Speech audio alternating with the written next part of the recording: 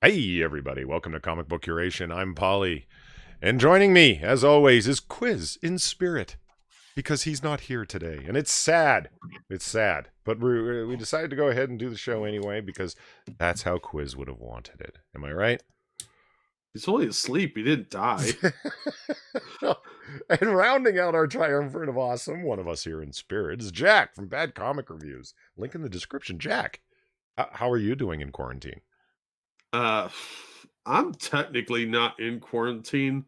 We just have a don't run around and do dumb shit order. It's not a stay at home, shelter in place sort of thing. Right. Yeah. At least nobody in my state's treating it that way. We're all running around doing dumb shit. All right. I made the mistake of going to Walmart yesterday, not realizing it was the first of the month. Okay. That was a mistake. That's when all the welfare recipients get their money. Sure. Social distancing is not something that has been ingrained in certain communities. So So what were you trying to get that had you elbowing the welfare recipients?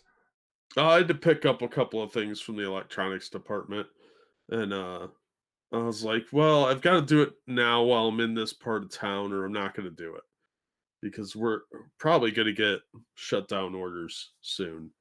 So I was like, "All right, well, I'll go get a couple of things that are not food related." That was a mistake. Wait, do you think a shutdown order is going to include fucking Walmart? I wouldn't be surprised if we go full quarantine. It'll be not on the road for any reason. Well, that's some pretty extreme stuff. I mean, like, essential services and stuff. You aren't very familiar with Governor DeWine. He's bit of a hardliner. You mean Nazi? No, but let's just say he's he likes some of the ideas. I'm just saying, like, full shutdown order. Like, how are you supposed to get food? Start a victory garden in your backyard. Like, I mean, Yeah, right. But because they sell so much non-essential stuff, I could see him saying you can only buy food at Walmart, that sort of thing. And I wanted to get this stuff. I needed print cartridges, flash drives, and a couple other things.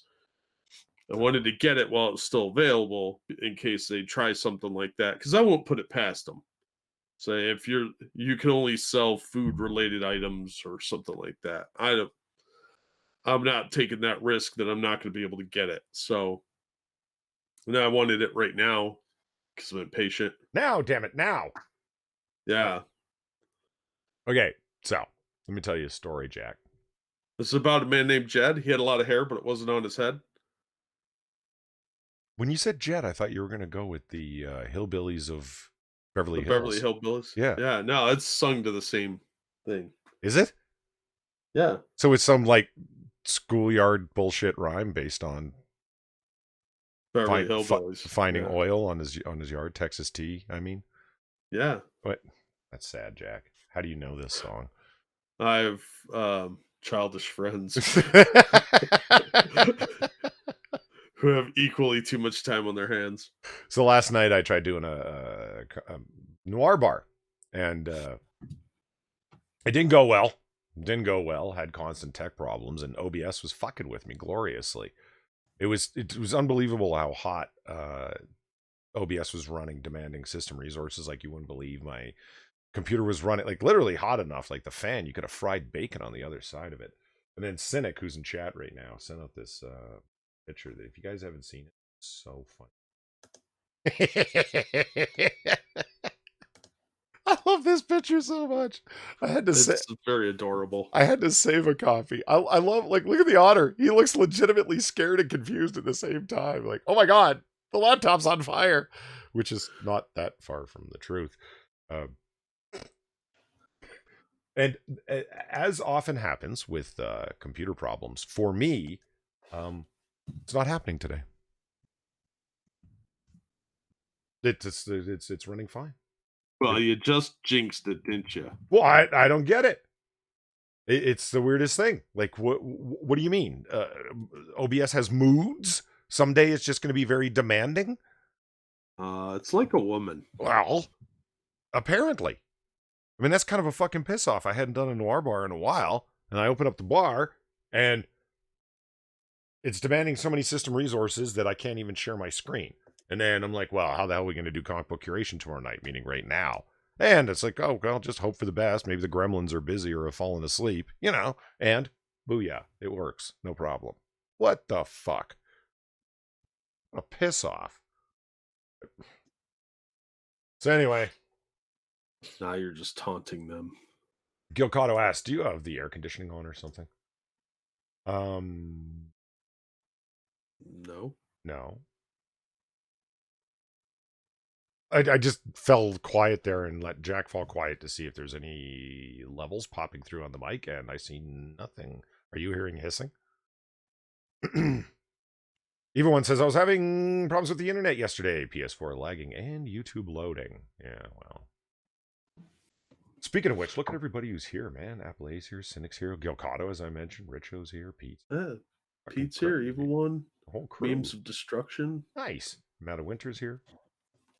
Matt of Winter asks, who is the thumbnail from? Who's the character? The character is nobody in particular. Just, see, if you take yourself to Arizona, you will find these incredibly hot, big-breasted blonde women in super short jean shorts, just running wild. They're everywhere. You just walk up, say hello. They're very friendly. I have to go get a butterfly net and a pickup truck. I'll be back in a little while. That is a Zenescope Comics cover. They do special edition covers for different Comic-Cons in different regions. And they awesomely, and I think it's a great idea, do them regionally. So like when it's a New Jersey Comic-Con, they'll have a limited 250 copy cover that's for New Jersey, and it'll be a typical New Jersey girl, whatever way they want to do that. That was the 250 copy limited edition for an Arizona Comic-Con. So they did like stereotypical or classical idealized Arizona girl, and I approve. I mean, I'm not into blondes, but damn. Gilcotto's working from home today, so I have YouTube on the Surface while I'm working up some of my gaming PC. I'm having trouble reading today, Jack. That's okay. You're allowed. Well, all right. I feel something's missing without Quiz here. Is just there's always a third person to fill in when we fall quiet. It's sad. It's sad. I realize why we're the triumvirate of awesome this way. What I'm going to do is bring up the screen. But we both have particular beefs that are very peculiar to us. Looking at you, Diamond Distributors, you motherfuckers.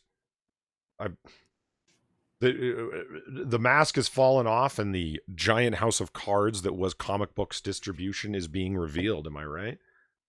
Oh, yeah. Yeah, it's all falling apart. That's why I called this stream the Desolate Wasteland of comics. People are saying, like, this is it. This is the end. Comicsgate people are, this is what we predicted. And it's like, you didn't predict Corona.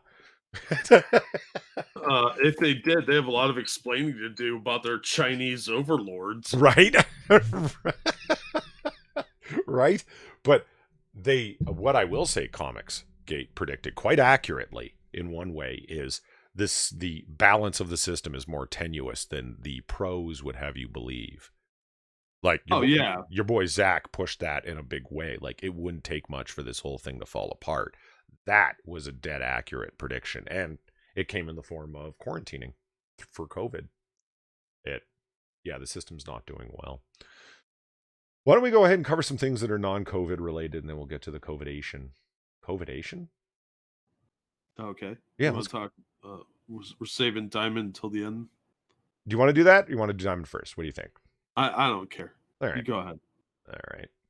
What I'm going to do is share the screen with you so you can see what I'm looking at. And hopefully... that's what caused you problems last time. Well, I'm hoping the computer won't burst into flames. If it does, you'll know exactly what the look on my face is, because I just showed you that picture. A little scared, a little surprised, Always adorable. Kind of furry. Yeah. But always adorable. Hold on. Well, at least you'll be adorable. Chrome is doing that flashy flash thing. You know what I'm talking about here? Of See course it? it is. You see that? When you try and screen share stuff with people you're in a Google Hangout with, chat, for some reason of Google's design, it just, the screen starts flashing for the viewer. Flash, flash, flash, flash. And it's like, so if they've got problems with epilepsy, you could really cause a problem. Share screen and try it again for the third time. Let's not give Jack a seizure. There, it worked.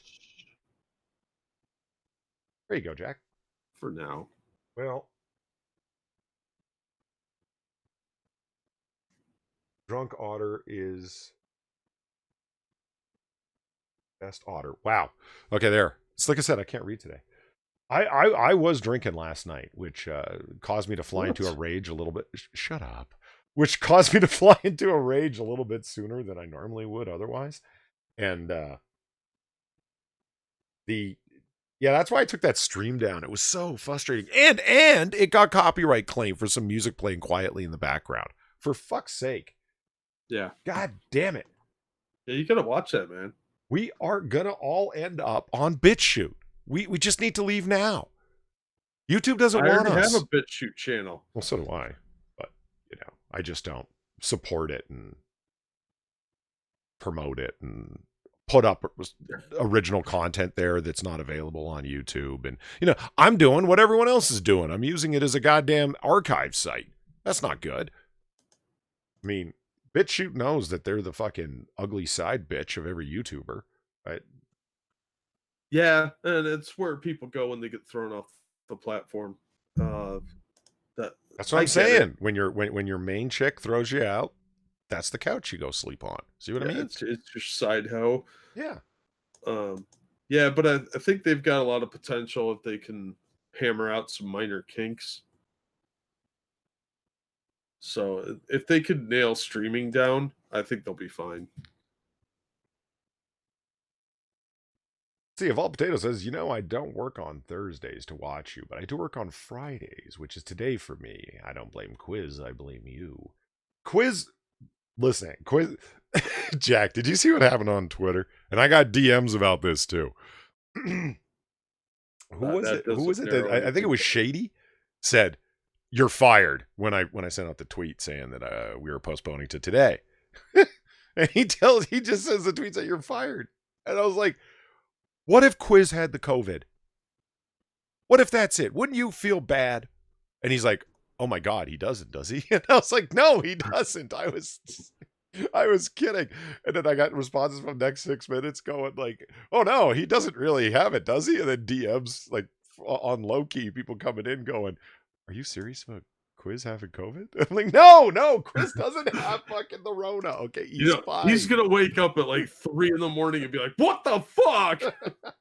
Getting all these RIP Inquisitor. He was a great man. How little we knew him. Poor guy. No, he is starting a new IRL job. And the hours are all over the place. And his shifts are unconscionably long. Like, because it's that's the way it is when he's starting out at this job. So the guy's legit tired and he's working really weird hours. So I totally understand what's going on with him. And Angela's here. Hey, Angela. And oh yeah, Gilcado asks, is that the otter thing? Is that an other kin or my furry kind or whatever the fuck? Neither. It's just a fucking spirit animal. That's it. No furry shit. Just spirit animal. That's it. It's a representation. Otters are awesome. They're adorable and smart and playful, much like myself. That's as far as it goes. And modest. You left out modest. Adorable and playful, just like myself. Here's my Tinder profile. Immediately attractive to women. It's just the similarity was so unavoidable, I couldn't help but pick that as my spirit animal. As a matter of fact, it chose me. Ryan Walter said, did Stooley get the COVID? Listen, Stooley is fine. He's just in the back room. People complained they didn't want him there. They thought he was on fire, so I put him in storage. You people need to make up your mind what you want. Oh, and there's Cult of Krill with the R.I.P. Stooley. Stooley's not dead, okay? He's just in the back room. Singing like a canary at the police station. He heard. Anybody named Stooley, stool pigeon, clearly. Yeah. Did you put him back? No, no, I didn't Why actually. not? Why do you hate Stooley so much? I didn't hate Stooley at all. People were You complaining. set him on fire. What are you talking about? People thought he was on fire, and to waylay their concerns, I put him in the back room for his own well-being. Damn. Okay, let's get this started.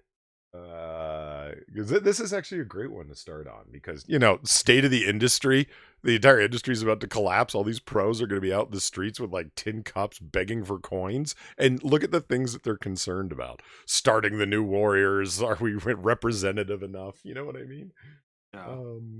Comic Children of the capture. Atom. Critical capture. There we are. Carlos Gomez reveals his final America Chavez design. Fans deem it as over-sexualized. This is what they're concerned about right now. And the word fan is used very loosely. Yeah. The angry 4% of Twitter has spoken up yet again. I mean, Jack, we've gone through a number of America Chavez's. She's drawn as a curvy lady. Yeah. They defattened her a little bit. That's what they're upset about. Thin the waist out. I mean, I see that. Thin the waist out a little bit, but they didn't hide that. I mean, she's a Latinx woman, but definitely a woman. Well, alien, but with the destruction of the comic book industry on the horizon, Marvel Comics has decided to face the apocalypse with 3 defiant declarations of boldness, bravery, and vision. That's a hell of a fucking sentence. That's pretty good. That's a lot of bullshit, if that's what you mean. What do you mean? Well, I mean, it's obviously sarcasm, but you don't think that's a pretty well-crafted opening line? I think it is. It would be if I was 100% convinced that they meant it sarcastically. These days, I don't trust anyone. This is bounding into comics, dude. I understand that.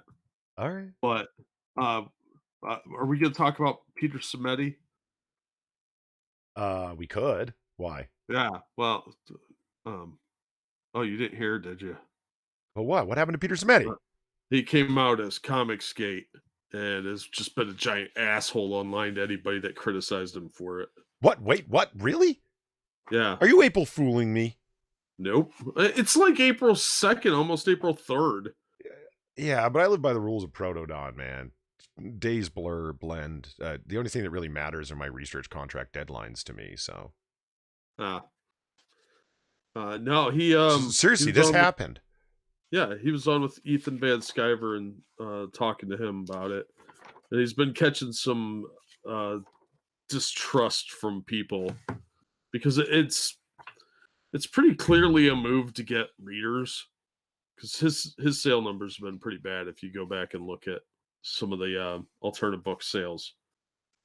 And he's been really rude to people that said they were customers. And some of them have been assholes. That's fair enough. But at the same time, the attitude he's taking is really turning a lot of people off. Wait a minute. So this was a Van Sciver stream over on Comic Artist Pro Secrets channel. That would be where Ethan has streams. There's no need to be like that. I was simply clarifying for anybody in chat who might want. Jesus Christ! What's your problem? You got the vid? Yeah, it was on Comic Artist Pro Secrets. Okay, so he did. Because I just didn't even see it in my sub box. I realized notifications are fucked up, but I would have thought that I would have noticed. No, it was like in the middle. He wasn't like the guest or the main guest. He jumped in like halfway into one of his streams. This was like a week ago. What? And, yeah. Fuck, I am out of touch, man. Holy shit. Okay. It's just bullshit drama. Okay, so just to be clear, just for me, and chat, anyone who's listening, Simeti of Alterna Comics, his comics have not been doing that good in your impression. So therefore, in your opinion, he made a play for a little bit of attention, or just decided to come out as a Comicsgater or in support of Comicsgate. He did so with Ethan Van Sciver, or at least talked about it with Ethan Van Sciver, and any one of his former readers who's saying, "What the hell, man? What are you doing?" on Twitter, he's being kind of nasty to them. Yeah. Yeah. That doesn't even sound like Peter Simeti. I know, but that's why it's kind of surprising because yeah, he's just been any pushback at all, even like, "Hey, man, what are you doing?" He's treating any concerns as if they're concern trolling him, Right. and he's been very aggressive about it. And that really surprised me because I thought he was being kind of a dick, and it's a bit of a turnoff, really. But he's acting like what I've been seeing out of a lot of comic skaters. That kind of overly sarcastic, gatekeeping kind of attitude. Like, well, if you don't want to buy my books anymore, that's fine. So it was very unlike his previous attempts at like building bridges and just like, hey man, I Yeah, just want to yeah. make comics. Yeah, So it seems exactly. very uncharacteristic. But Hmm. I don't know. It seems to me that he's making a play because the industry does seem to be having some serious problems. He's making a play to get a core audience that he thinks will buy from him monthly. That's my theory on it. Okay, well, just to kind of like strategize on it a little bit. Why wouldn't he just like become Comicsgate adjacent, if you know what I mean, to coin a phrase? Uh, like just say like, I really support the notions of Comicsgate, which are better stories. That's why Well, over on Alterna Comics, like it's always a pitch. And like speak to Van Sciver, talk to fucking do streams with the well-known comic skaters like your boy Zach over on Comics Matter and stuff. Why not stream with them and open up to them and talk to them and say, let's talk about some of the issues in there. Leave rampant SJW denouncement out of it. Just say we're talking about good comics, which you can find over at Alterna Comics, which are only newsprint, blah blah blah well, blah. that's what he was doing, but I mean, as a full-on if campaign. I know, but I guess you got to kiss the ring if you want to I guess get the so. money. So I think there was some behind the scenes, but that's more conspiracy theory than anything else. But yeah, I don't know. I don't know what's going on, but it was very disappointing to see him acting like that on Twitter with people that were known supporters of his that had pushed for him before and saying, Mm-hmm. "Hey, go buy these guys' books," and he just shit all over them, and that was pretty frustrating to see. Well, now I'm gonna have to go scroll back through Peter Simeti Twitter over the past week, see what's gonna be Yeah, allowed and all. I thought he was acting in a much more aggressive way and much more sarcastic way than was really called for with people that were upset with him for the move, especially people that were former CG. They're still customers, potential customers. You being sarcastic or opposed to it? That's weird. Well, he's a professional. He's running a company. I'm Damn not. right. I could Oh be an yeah, asshole. yeah. So I'm just a comic book reviewer and jack off on the internet. So It's especially because well, we both I'm sort of repeating myself at this point, but it's just so unlike Samedi. That's weird. well, he did sign Sweetcast to do. He's going to publish Sweetcast's first book as 3 issues. Yeah, but I mean, he publishes lots of independent stuff. I mean, there's nothing terribly surprising there, right? No, but if he can get these Comicsgate guys that are putting out books, they have built-in audiences. That's I think what he's trying to establish is boosting his numbers by ingratiating himself with the Comicsgate creators, and then he'll reprint their stuff through his printing partnership, stuff like that. And then he's got stable income in his mind. Thank you very much, Pete, for the $5 with no message. But Pete's awesome. He doesn't need particular messages. You're the man. I I don't know. Shady just mentioned that he thinks it's a risky move. I think Okay. it's a very risky move. Well, I don't know, Jack. You made reference to so you posited that there might be some behind the scenes stuff going on. What if his company is on extreme dire straits and fuck it, all I got is Hail Mary moves at this point? Like he might be right up against it for all we know. And Yeah, but that could really backfire on him very quickly because he still has like the online shop where he can sell books directly to customers and retailers. And he's got mailing lists, he's got a list of all the stores and stuff that he's done business with. Mhm. And those stores are going to need products still. So he could always try and do something with that information and try and do the subscription thing like he's been pushing. Well, considering the state of comics, you could remember we've talked about it before, right? You could find uh Titan and um Top Cow and the small comics companies like Hmm. this could be your opportunity, man. Marvel and DC are so incredibly reliant upon a particular direct market model that Yeah, this could be you guys. Boom, this could be your moment. but to alienate people that aren't part of this collective is a bad strategy because you're only selling to that market then. Well, that's all I'm You're saying. creating a different niche. That's what I'm suggesting in terms of like, okay, maybe he is right up against it, but even if he is, he must be in extreme dire straits to be making this fucking call because of the thing going on with Diamond and the dire straits that Marvel and DC are finding themselves in. Like, you know what I mean? Like, this could be your Yeah. moment. He must really be in a tough spot or have made an incredibly unsound decision. I don't know. It's weird. Weird. I found it very unnerving because he, like Shady just said, he used to be very professional and he would address things in a much more professional way and try and kind of do the corporate speak of like, I don't want to get involved in the drama. And when he got any pushback, he immediately went aggressive with it. And Yeah. yeah, some people were being assholes with him, and I get that.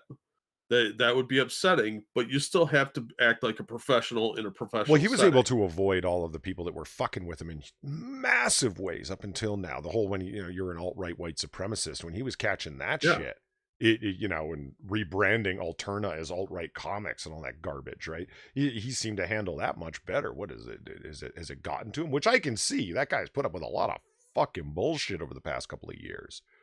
Yeah, and everybody's got their breaking point, like no one nowhere just said. But at the same time, like you have to control your emotions when you're trying to run a business. You Yeah, you can't be impulsive with it and make rash decisions. And I don't know if he's run the numbers or worked out some kind of deal to print up books for people or whatever, but declaring himself to be part of Comicsgate and supporting them is a pretty big risk. Even if it does bring in some business, you're going to lose some other business that you probably wouldn't have otherwise. He could have just published their books through his printing partnership the way Antarctica does. uh, Antarctic Press, they publish stuff, and if they don't want their brand associated with it, they'll take their logo off the front cover and put it inside. right. And he could do that through the printing partnership that he's got, and just like charge a flat rate to print people's books up, and that would be a win-win for everyone. And then he still makes money off of it. He could even sell all Comicsgate stuff if he wanted to, just not say that he's Comicsgate, and then he would be able to reach a wider audience. But to narrow your scope like that Yeah, strikes me as being pretty limiting. to go all in that way. Yeah, I think that's a hell of a roll of the dice. So he probably is up against it, but I don't know. I just don't know if that's a business decision I would have been prepared to commit to. Yeah. Maybe he's got some kind of plan that, or desperation that I don't know about, but I think the way he's been acting with it is not how I would have handled it, and I don't think it's particularly professional. Well, I will see him going into the fucking tweets to see how he's been reacting. I believe you. It's just I don't know if I want to see a bunch of Peter Simeti freaking out on people that were fans or just being nasty to them. I Yeah, it's mostly like uh, heavy-handed sarcasm, mm, and like I said, I understand that he's frustrated, but at the same time, like You were doing so good with decorum and professionalism, and that's what's been really lacking lately. Wow. Well, And Jesus Christ, lately. You got a weird way of saying the last 6 years. Um, John Migda says, I see Disney closing Marvel Comics. Okay, we're going to talk about that in a I'm bit. all I don't see them doing that, but I do see them doing some heavy duty shit. But we're going to get to that when we get to the diamond stuff. Let's get back to America Chavez's bodacious ass. The relaunch of New Warriors, Children of the Atom, and a new America Chavez series because it worked out so well the first time.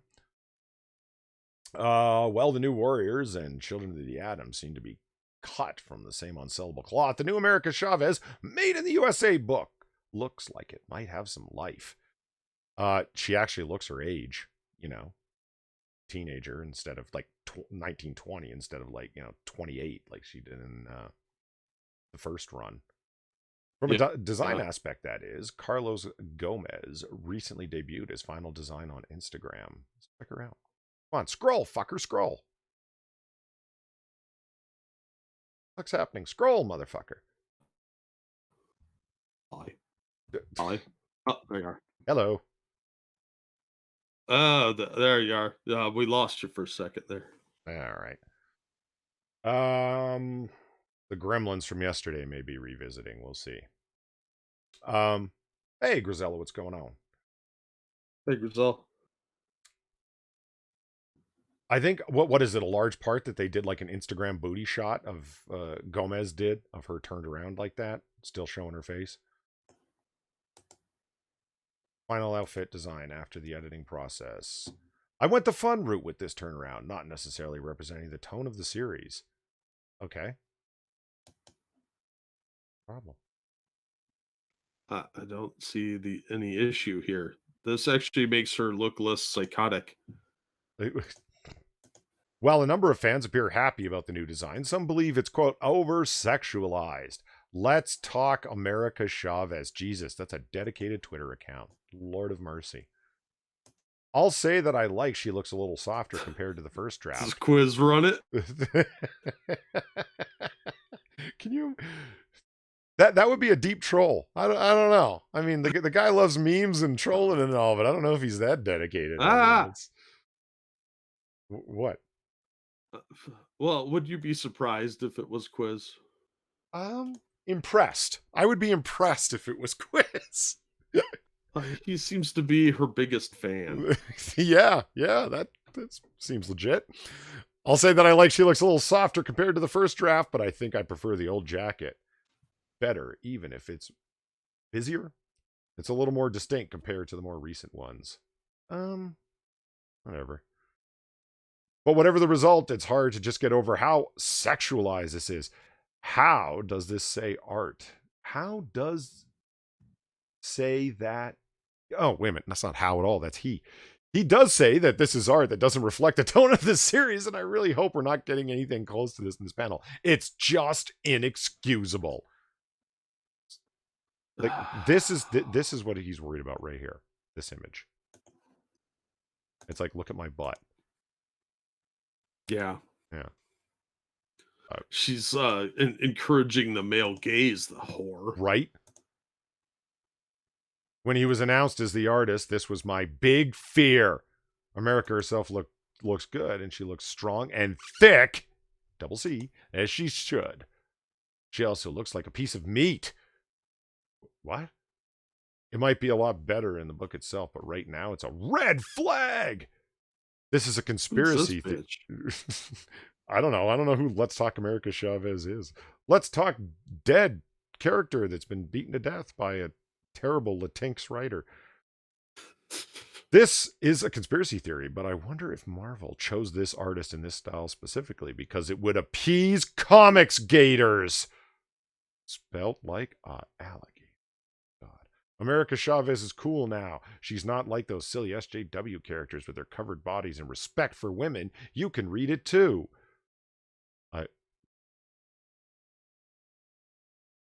Okay, I guess. It literally looks as though her clothes are painted on Psy.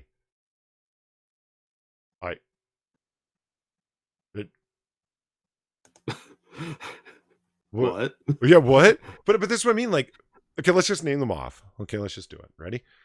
Booster Gold, Spider-Man, Superman, Cyclops, any one of the X-Men. They all look like their clothes are painted on. What? That's the superhero suit. It's so tight that it reveals each individual abdominal muscle. Like, you know what I mean? Like, what?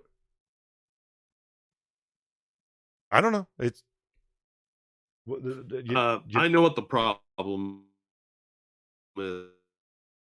shoot. She's not wearing a burqa. She's Latinx. No, that doesn't matter. You got to prevent the male gaze with garbage bags. Okay. You have to look as much like a potato as possible to keep men from looking at you with their evil, rapey eyes. I hate how she's posed. You're talking about this picture right here, aren't you? It's this one. Well, both of them. Because it's like, here's my jacket, here's my butt. It's not the fist one. It's not the one where she's standing. It's these two. So anyone, any Instagram-looking pose, to give it a name, I don't know. I don't have a better name for it. I hate how she's posed. She's posed all wrong. She's posed like a real woman would be, and not some chubby moo cow on a hover round. And that's upsetting to my delicate sensibilities. Ugh, the way she's posed. What the fuck? And this is to channel Inquisitor for a second. Agent of Girl. Remember that? Remember Girl? Yep. Quiz hated that so much. He even called himself Agent of Girl for a while on Twitter. He hated it so much. Wow, blast from the past. Fuck, you people still exist? And Toasty, we healin' in 2020 says, this is too much. She can be hella thick and not be sexualized like that. Guess we'll see. Oh, get fucked. You're criticizing an individual frame. Like, okay, you know what? I'm going to take issue with this. So shockingly, I know. But the criticism and lulls exploded over Snowflake and Safe Space from New Warriors, right? And the commentary online and from the creator himself is people are, how dare you overreact to a simple trailer and a number of interviews and the comic character designs? And it's overreact. No, just react. Because you did have a trailer where you talked about the background of the characters, like the creator himself did, what his thoughts were on them, and then what their each individual powers are, and so forth. That's the reaction. You know, you're reacting like, what, you have a non-binary character, they're twins, one is supposed to be a stereotypical jock that looks nothing like a stereotypical jock. If the person had said, this is my version of a jock, nobody would have been making fun. Well, they would have been making fun of him for making a jock pink, but, do you understand what I'm saying? Like, that was just a reaction. This is you guys are literally reacting to a pose that an artist drew a character in. It's not like she's Rule 34 with stuff up her ass. Don't give them ideas. Marvel at this point's probably not above it. Marvel Rule 34 comics. Like, officially published? That's a little frightening, don't you think? It would be SJW, remember, so it'd be 28 pages of consent before there was a kiss. I would argue, and I just kind of like zoomed in a little bit. You know what my favorite picture is? This one. Bottom right hand. She looks awesome. I mean, don't get me wrong. I like the thickness. I like a fit, muscular lady. But I like the design that he made of her. This reminds me a little bit of what's his name's art. Jesus Christ. His name's just escaping me, and I'm a big fan. He penciled the first issue, the first like 24 issues of Spider-Man 2099, the original series. Starts with an L, his last name. I keep wanting to say Langotti. That's not it at all. Anyway, his style reminds me of that. I think it looks great. What's your fucking problem? She looks like a woman and not a sack of potatoes. And she looks her age. He drew her as younger, like, meaning like actually her age instead of like 28 or 30 like she looks in the first series. Yeah, she looked rough. Runcina Pineda Fire says she literally looks like her clothes are painted on. I love that so much. That's okay. Scroll down. You guys remember that meme that Cynic sent out earlier? Yeah, that's me right now staring at my computer waiting for it to burst into flames. Okay, personally, I've been a fan of the character since she was utilized in the Avenger Academy series. I appreciate her design, origin, and power setup. Visually, depending on who's drawing her, she always more or less looked the same over the years. Here's what she looked like in her first appearance in Vengeance #1. Bro. Yeah. No. Oh, man, that looks like a bad stereotype. I mean, she's wearing like extremely low slung pants to the point where like you can see like the curve of her butt and the start of a butt crack. You know what I mean? Yeah, I could see where her babies are made, but that hair and the big hoopy earring. Yeah. Well, she's still. I don't know about that. I mean, she still has hoop earrings, but they're a little extra here for sure. And the fact that it's a studded belt and so forth, it's the top that just made me say, yeah, no. Like what's with the extended shoulder pads and I don't like her entire top design and what year is this from? Is this like 05 when girls were wearing low slung jeans? This wasn't Gomez's first attempt at redesigning America, if you can call it that.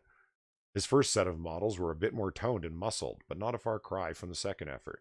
It would seem that the imprint of the character's posterior, as would be the case while wearing yoga pants, has triggered some of Miss America's fan base. Exactly. That's what nailed it. If you're wearing like bicycle shorts or yoga shorts like that, your butt's gonna show, yo. Like it just will. I'm all for listening to customers, but this is what? America's third or fourth relaunch this decade? I think the existing crowd for America Chavez fans have proven inadequate to carry the book, especially in a time when selling them would be undoubtedly more of a challenge. Hello. I really don't see the problem here. She's wearing little bicycle shorts. What's the big deal? I have no idea. I honestly do not know what the complaint is. This is funny. Look at this. Original. Demonetized. This is legend. Look at this. That's great. Oh, fuck. You know what? I can honestly see them being less complaining about this. What? He drew the actual shape of her butt. Wow. If the Twitter folk lay off and appreciate that there are women who do indeed and look like this and dress like this regularly, perhaps this go round it'll appear to more potential customers. Well, you know what? Even if you make her hot, the story is like just. I mean, look at her. She's supposed to be like, look at those fucking abs. I've said this with so many fucking characters before. They spend all day working out in the danger room if they're X-Men. They spend all day web slinging around the city if they're Spider-Man. The people, or they're super powered, like literally, and hypermuscular, like your Captain Britain's or your Captain America's. They're supposed to be physical specimens, literally. Like they're like, oh, but they look so idealized. They're working out all day. You want go on Instagram and look up fitness models. In other words, people that eat a super clean diet and spend all day working out. What do they look like? They look like comic book characters. Yeah, they look like physical specimens. Yeah, look up Lolo Jones. Look up track runners like Lolo Jones and that dude that's really fast, Usain Bolt. They look like fucking superheroes. They have muscles in places that I don't think I have muscles. See, Brownco Boaz says something. I see an 80s Wonder Woman knockoff. Yeah, that's exactly what I was thinking with the first appearance of her. Sans the extended shoulder pads, but the top part looked like, Linda Carter, Wonder Woman. That was the vibe I got off of it. I don't know. Real quick, let me grab a Streamlabs here. Thank you, Sure. Okie Native, for the donation. I had to get this money from the Shylocks on my uncle with no knees. Credit. Thank you, Okie. I appreciate the donation. Man, people are going into Hawk with Shylocks. That's commitment. You know what? It makes for the next comic book curation, I'm going to do that. I'm going to go grab some fitness girl pictures off of Instagram randomly, not even like the top ones. I'm just going to fitness, just look up the particular tags and be like, oh, look, if you put her in like, here she is in a jumpsuit and you put a giant star on the center of her chest, like America, and the stars that run around her outside with the little short jacket that she wears. Like, yeah, this is super fitness models. Any one of these girls could look like superheroes, and the men too. All the like this could be Spider-Man. This could be Steve Rogers. You could do that with the U.S. gymnastics team. Yeah, yeah. I mean, Have look you at those? have you ever seen the distance sprinters? The women, their legs are all Yeah. super muscular. Their ass is super muscular. They got abs that like are just like, you know what I mean? Well, yeah, they spend all day working out and they fucking eat right. They're specimens, of course they are. Jesus Christ. Because you're a fat, disgusting, land-dwelling butter whale and staring at a fucking image that makes you think what you could be if you weren't a disgusting, lazy person shoving God knows what down your throat and up your nose all fucking day long. Get off the fucking drugs, clean yourself up, eat right and exercise, and you might not want to bitch at every fucking image you see online. That sounds like a lot of work, but bitching is really easy. Yeah, well, amen, but isn't that the point? I mean, these Hmm. people seem oriented towards an easy lifestyle. No, hey, listen, I'm all for leisure. I hear you, but I don't have a six pack. I mean, I'm not fat, but well, you know what? That's not true. According to the body mass index, I am overweight. Yeah, there's a difference between being overweight and what these people are. Well, yeah, but I mean, I'm making fun of the body mass index. Have you ever done the calculations on that? Like for Oh yourself? yeah, I would be anorexic if I actually fit that. 'Cause Anorexic. yeah, for my height, Oh, wait, they want me to be like 190 pounds. you'd have to just stop eating. Okay, I get you. I get you. Yeah, Okay. Well, it's not realistic at all. well, yeah. Okay, look, I'm 6'2", 205. I'm overweight. Yeah, chubby. Well, I know.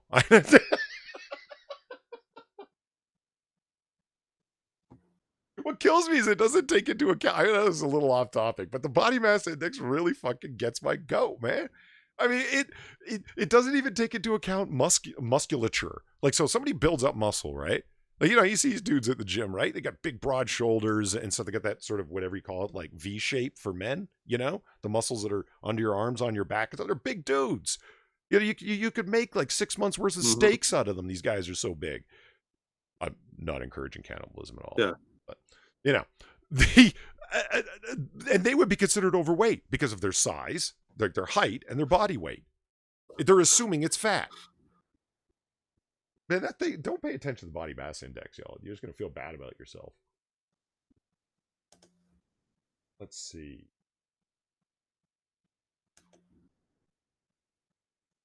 Over here. This one is interesting because of the way things are going. Rumor Scarlett Johansson's Black Widow could be released straight to streaming. Oh no. The system is falling apart, Jack. Hello? Yeah, everything's falling apart. I hear you clicking over there. I'm here. Leave the porn alone. We're live. Whatever. You're not my mom. There's just this dead silence. How did he know? I I know what you're doing. It's fine. A new rumor. No, you don't. You have no idea. Yeah, well, I don't know what particular porn you're looking at, and I'm happy to be ignorant. Thank you. A new rumor details that Scarlett Johansson's Black Widow could be released straight to stream. Fuck, never read the first sentence. The rumor comes from YouTuber Grace Randolph. Who the hell's that? Should I know who I that? have no idea. Should I know who that is? Do you know who that is? No, I have no idea.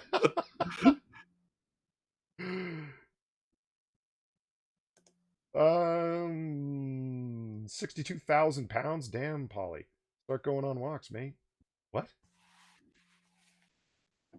6'2", 205 pounds, Pete.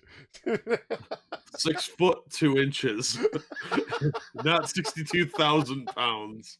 Remember the Blob from Marvel Comics? Yeah. That's what just came to mind. That was especially the Blob from the Ultimates. Remember when he ate the Wasp? That book was so dumb. Yeah. Didn't we talk about that on a live stream? I can't remember. I think we did. I never liked the Ultimates. I thought it was nerd porn, like violent fanfic. Weird nerd porn. Yeah. Yeah, it's a good like to the point where like this is fan service, what we think the fans want, and the writer missed the mark and actually just ended up displaying his own sick fantasies, you know? Yeah, I knew people that loved it. They swore by it. They were Really? like, "This is the best renditions ever of the X-Men, especially the X-Men." I was like, "No, this is fucking terrible." Well, yeah, I mean, you had what? I mean, So it just wasn't for me. you had a lot of death, but then you also had Quicksilver and his sister Scarlet Witch and a sexual relationship. Why? Just like it just screamed to me like attempt at edge, you know?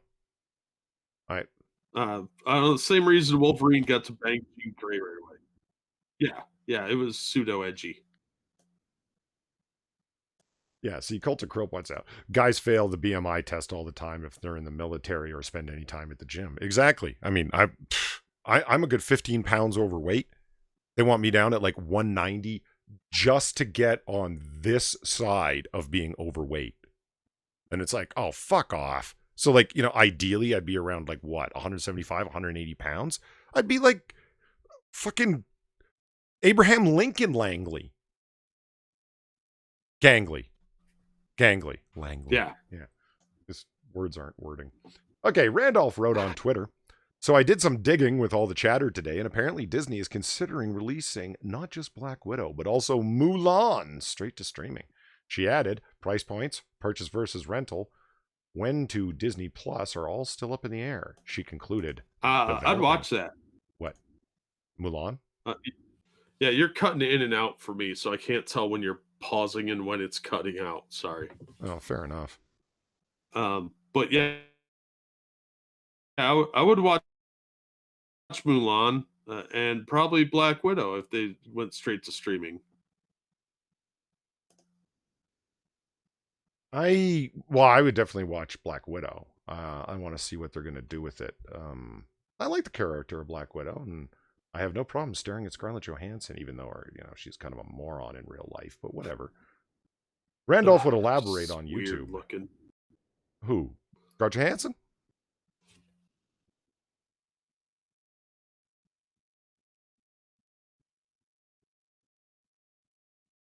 Yeah, Scarlett Johansson. I call her Moonface all the time. Okay. Now I see what's going on. I'm looking at my CPU counter. It's like OBS is like spiking at 50%. That's why I'm cutting out sometimes. Oops. All right, Jack, you're not going to get the screen share anymore. Sorry, buddy. You were looking at porn anyway. I'm not looking at porn. Yes, you are. It's fine. Don't you? You have no evidence of this. I can hear the clicking. You're looking at porn. It's so obvious. I'm switching tabs all the back and forth because I have to refresh my Streamlabs all the time. I mean, seriously, what moon face? What's not to like? She got the big pouty lips and the red hair, and it's just. Just from the side, she looks like Mac the Knife. That's Jesus Christ. I think you've conflated moon face, which means big and round, with Mac the Knife, which is like, No, moon. literally, like her face is shaped like a moon. That's not what moon face means. Moon. You've been watching too many Moon Man videos. Like, that's no. No, when I say moon face, I mean she turns to the side and it's we're coming into harvest. Dude, a harvest moon is a full moon. You're talking about a crescent moon. Just don't overanalyze the joke. It's like,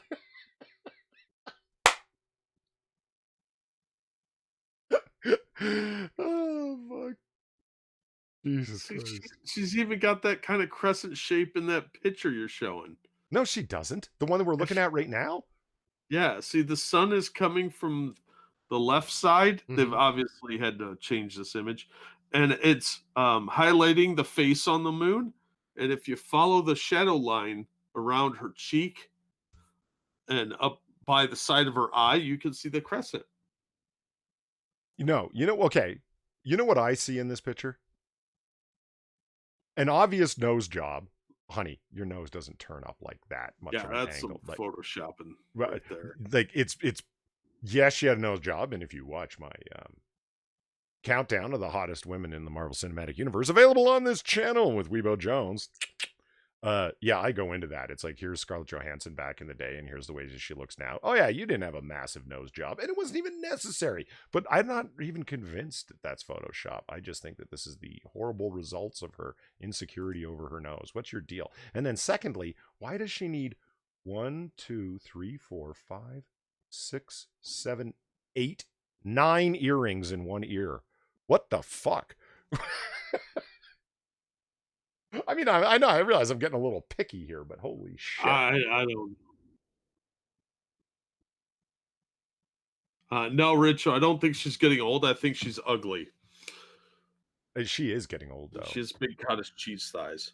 Yeah, she's old too, but I mean, her eggs are rotting up like crazy. Well, she already has kids, so it's not really a problem for her anyway. Oh, that explains why her thighs look like shit. You may hate the thick women. Not all of us do. Sometimes a man can be attracted to someone who doesn't have bulimia. Look, Consider. that's fine if you guys want to be chubby chasers or whatnot. I'm cool with that. Different markets, you're not competition then. But I just don't see what everybody talks about with her. I think she's hideous. Oh, I don't think she's the hottest woman ever. Don't get me wrong. And if you check my countdown, you'll see that she doesn't make it near the top of the list, or to the top of the list. I mean, she's no Rebecca Hall. Oh no, at least Rebecca Hall's pretty. Oh, Rebecca Hall's just fucking bewitching. God damn her for getting married. Ruining my chances. Well, she's a Hollywood actress. Those marriages never last. You know what I mean? I remain hopeful. True.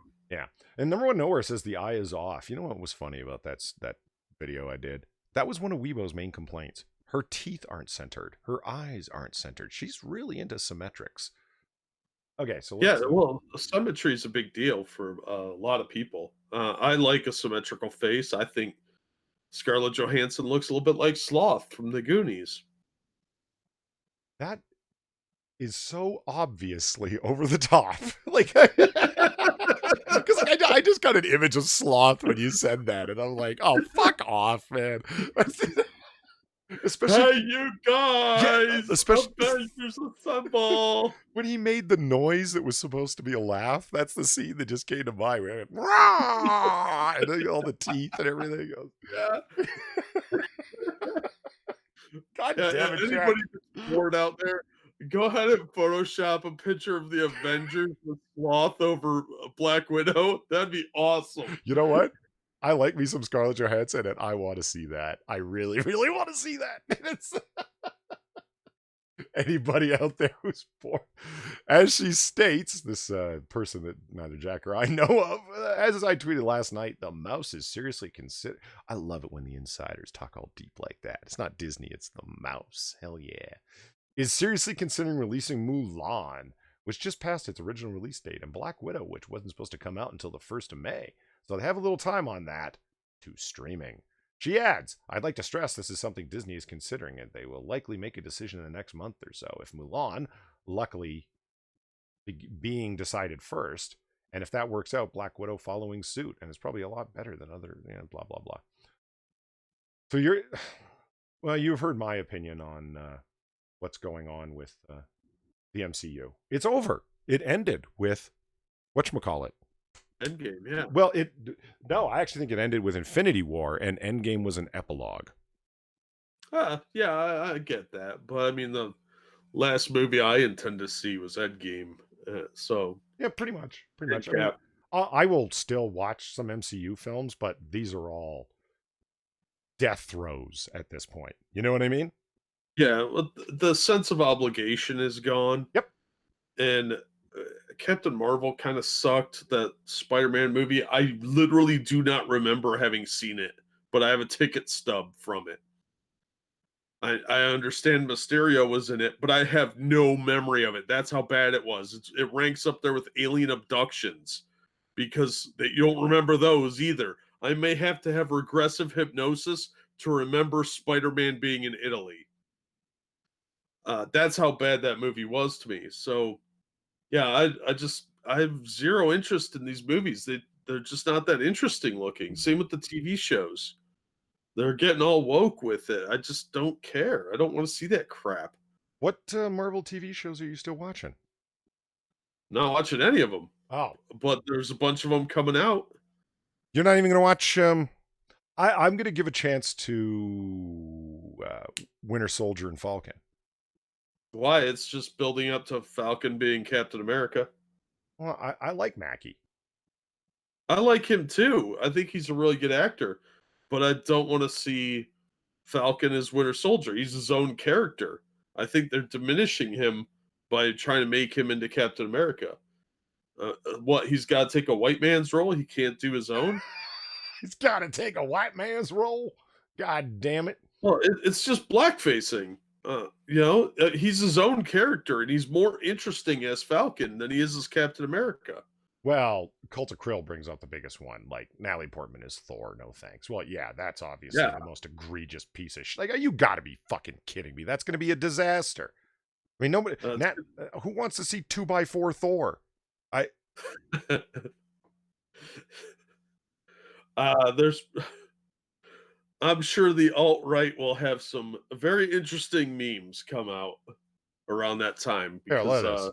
This is, Thor's a Norse god and she's Jewish. well, I mean, more than, okay, look, the alt-right should have had a problem a long time ago. I mean, that is the most diverse cast. I mean, there's an Asian Norse god, a black Norse god. I mean, holy fuck. But here's Scarlett Johansson in profile, just to demonstrate that Jack is clearly full of shit and imagining things. Just say, pointing it out. See? What moon face? That's photoshopped. All right, let's just take a look at I mean, that's photoshopped to make her face look kind of normal. It still looks like, some asteroids have hit it or, something circular in nature, possibly in a sack. Here is a live photograph that hasn't been photoshopped. Come on. Right. It's not my fault she's a weird looking chick. Well, She hangs out with teenage boys going on an adventure looking for pirate gold. I thought you were going to make some joke about her with younger men, and then it just, oh, right, sloth. No, I went full on there, just fully committed to it. I'm an asshole. So. You know what? Here's a story that ain't got nothing to do with nothing, but it's vaguely related to comics, but I've got to make a point anyway. Sorry for anyone who's a fan, but so from bounding into comics, Joe Rogan rips into Wonder Woman actor Gal Gadot and calls her a fucking idiot over the Imagine video. Okay. Now you know the Imagine video, Jack. Oh yeah. Okay. Stupid ass thing. It was stupid. And Gal Gadot was I agree with Joe Rogan on this, fucking idiot for doing it. But so was everybody else. Yeah. It was one of those let them eat cake moments where they were trying to be relatable and it came off as the most pretentious fucking thing on the planet.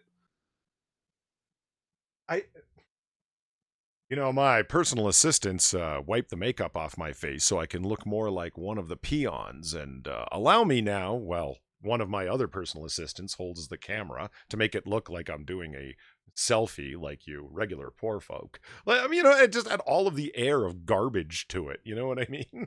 Yeah. Like, I think she's pretty. I actually didn't recognize her right away. Ooh, Gal Gadot. Yeah. Oh, yeah. She's a very pretty girl. No question. And she looked way cuter by the end of that video because all those other people looked like fucking ancient, cavernous, I don't know, they looked like various caverns on the Martian surface with all the wrinkles and shit exposed. They looked terrible. is what I'm saying. I'm really tired. And I just thought it was a terrible idea because it was so badly planned. Well, And it really, I think, hurt her image. and incredibly unself-aware. I mean, you're singing a Yeah. song about, okay, where what she I'm not going to get too deep into it because you could go on forever. Like TOS says it, it's like, you know, the song was just fucking a, you know, terrible choice. Yeah, I get it. Like fucking John Lennon's communist utopia, his stateless society, even though the guy possessed wealth like a motherfucker, and nobody ever talks about. Do you know how expensive his fucking apartment was at shit, Jack, help me out here. You're gonna know where he got shot. The Dakota. Yeah.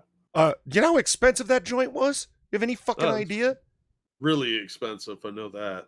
Like him and Yoko Ono when they did their, oh, we're gonna stay in bed and let our hair grow and let, you know, we're not gonna shave or whatever in protest. Have you seen the outside, the off-shot pictures of the maid cleaning up around them? There's literally a maid walking around cleaning around them. You're supposed to be a couple of fucking living in a commune hippies. You're living in a super expensive fucking apartment with clean fucking sheets and a maid, you know, cleaning up everything around you. You have a personal servant and you're talking about, oh, let's all live in peace together. Well, Get fucked. that's the thing about most communists is most of the communists I know are very well off. And the junior communist wannabes are all college kids that usually have trust funds. And there are some poor ones, but most of them I know are pretty comfortable. So they have enough money to aspire to these ideals as long as they're not the ones giving up their stuff. Every one of them, every one of those idiots in that fucking sequence. And oh, who was in it? Big surprise. Who was in there? Mark Ruffalo. Of course he was. Because the biggest self-righteous fucking commie of them all, wannabe champagne socialist, cocktail party communism himself. Imagine there's no possessions. You guys are all fucking millionaires. What are you talking about? And Gal Gadot. Oh, you want to make the alt-righters happy? Imagine there's no borders? From the Israeli? Yeah. I don't think they understand what those lyrics mean. Did you even like you served in the IDF, Gal Gadot? Imagine there's no borders. You're surrounded by ocean and people that want to kill you. Well, I'm sure somebody's publicist thought this was a great marketing idea, but it really backfired. Uh, yeah, this, uh, like I said, rich people tend to be the ones that want to push communism. They're not giving up their stuff. These are the bourgeoisie telling us about, oh, let's all get along and share our stuff. Fuck you, people. I'd love the comments that are I mean, well, yeah, fuck you people. I love the comments that come up in chat. It's like communism is only good if you're the one in charge from Zombie Teddy, because they all imagine they will be. You're absolutely right. They don't view themselves in the collective potato farms. They view themselves as at the Bullet Bureau because they're the big brain thinkers, right? Yeah, You know? it'll be us plebs down there toiling away for their amusement. Yeah, you got Jack Gunsky saying it takes a lot of money to be a communist. It takes a lot of everybody else's money to run communism. You're not fucking wrong. And then Pete, it's like, it's not about the environment. It's the thought that counts, Polly. Yeah, see, and that's what I mean. That's the level they're on. It's all imaginary. And it's like, you guys are promoting one of the most dangerous ideologies to ever be conceived, responsible for death. And you're constant responsible for more death, more mass graves than I can imagine, more purges, literally more than Nazism. And yeah, and you guys talk about it like it's a wonderful fucking thing. And you sing a guy's song, and nobody ever talks about this. Asked years later for a friend when he was complaining, John Lennon was complaining that his custom vintage car wasn't repaired correctly by the fucking auto repairman. And his friend said, "What happened to No Possessions, John?" And he said, "It was a fucking song." That's a quote. Yeah. It was a fucking song. And you people take it as a fucking gospel for a future idealism to aspire to. Get fucked. He did it for money. Oh, there's Sinatra says. Right on time. And there's Midnight in Exile. How's it going? A kick to you too, man. So anyway, I bring this up because I think Joe Rogan's absolutely right calling this guy a fucking idiot. But Rogan, you're a fucking idiot. This is the guy who supports Andrew Cuomo for the presidency. This is the guy who backed Bernie Sanders. Who the fuck are you to talk? You're a moron, Joe Rogan. This guy's a knuckle-dragging idiot who on occasion has a reasonable thought because he's got enough money and he's high and drunk enough to not get caught up in SJWism. But you still support fucking commies for the presidency. You're no big brain thinker yourself.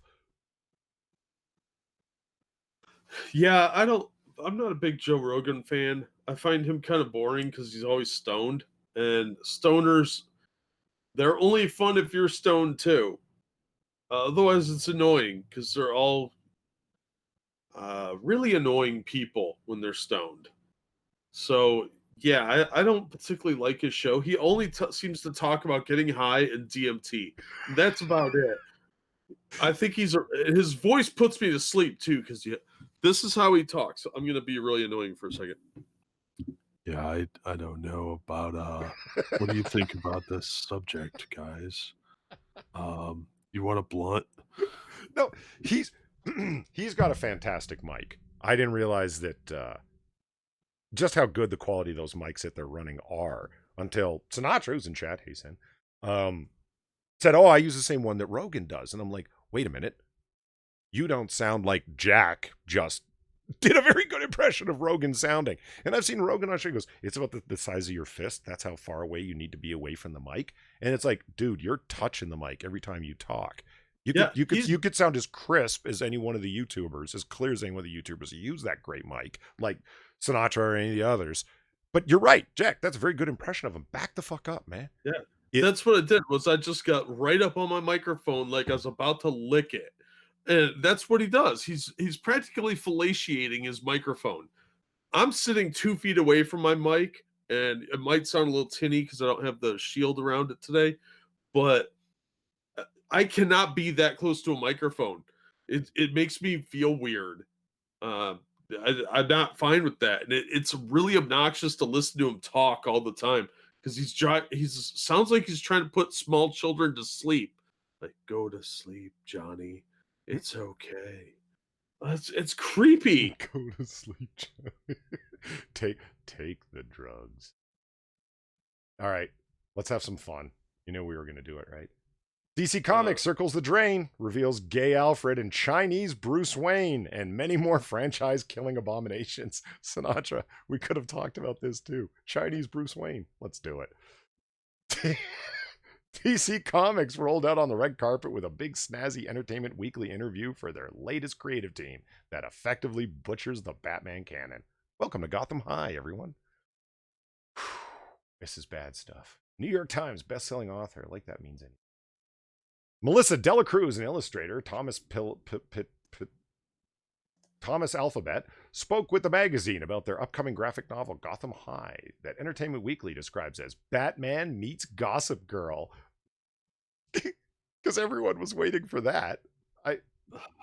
Yeah.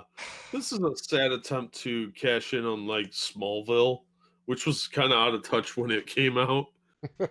Sinatra says he did message you back. Oh. But not after I started streaming, and I don't check Twitter after that because, unlike Jack, I'm actually paying attention to what's going on, you know? Yeah, I finished what I was doing. I don't want to hear about you uploading videos. Jesus Christ, you realize we were joking about you watching porn. You finished? Why are you telling us this? No, I was uploading videos. Scheduling the rest of the week out. That's why you're so efficient. God damn it. Yeah, I do this all the time. How do you think I manage 3 channels? Go check out Jack's 3 channels, everyone. Yeah, he doesn't do anything on one of them.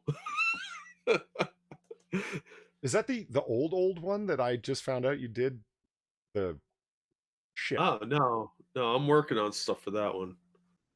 What the hell's the name of that one? My 40 and Research channel? Yeah, the 40 and Research. Yeah. Jack started this channel 9 years ago, guys, and I didn't even know he had it. It was crazy. And I'm like, oh, look at this. And I went and started shit posting about it. And then people were making fun of me on Twitter. Did you see the tweets that were going on around that? No. They actually thought that I was in an eBay battle with somebody for the tarot card setup. What? Well, okay. So I said, I watched your video, the review of Miss Cleo's tarot card reading kit. Yeah, right? the box set. Yeah. Okay. I watched that video. I grabbed the link from it and I went and sent out a tweet and I said, 10 years ago, I was in a pitch eBay battle with some guy for this Cleo box set I wanted so badly. And he stole it out from under me only to put up this fucking video.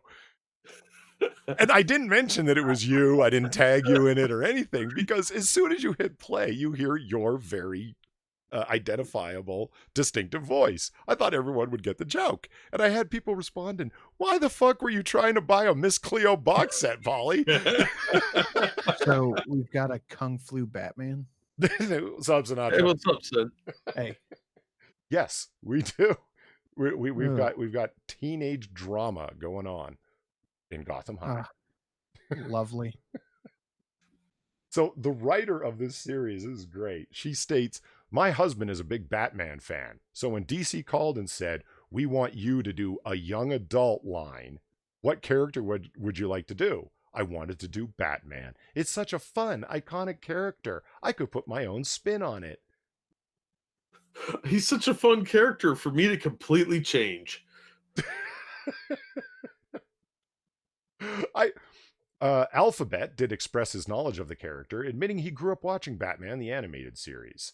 I grew up watching Batman the Animated Series back in the 90s, so ever since then, I was hooked. As far as superheroes go growing up, he was always my number one. So for me to get to work on any incarnation of Batman, it was a dream come true, especially yellow-facing Bruce Wayne. That's what it's called, right? Yellow-facing? Yeah. That's not racist, is it? No? I don't know. You couldn't be racist to any Asian person up until recently, so I'm going to say yes. Nice. Notice how Sinatra does not sound like Joe Rogan? See? Same mic. It's just back the fuck up, Joe. And get the fuck... He gets right up on it. He does. I'm telling you. He's got some sort of fetish for trying to put his mouth on that thing. After admitting she has no clue about Batman, Dela Cruz then details her lack of knowledge doesn't matter because she's radically altering the characters anyway. You know what? It's going to fail. Of course. It is. Yeah. And we're going to be blamed for it because we didn't buy it. Did you see the second part to what I said in the chat earlier? I don't think so. About socialists wanting free stuff for everybody, but not their stuff. Yeah. Oh, definitely. Yeah. Did you see Chuck Wingding, whatever his name is? Wending.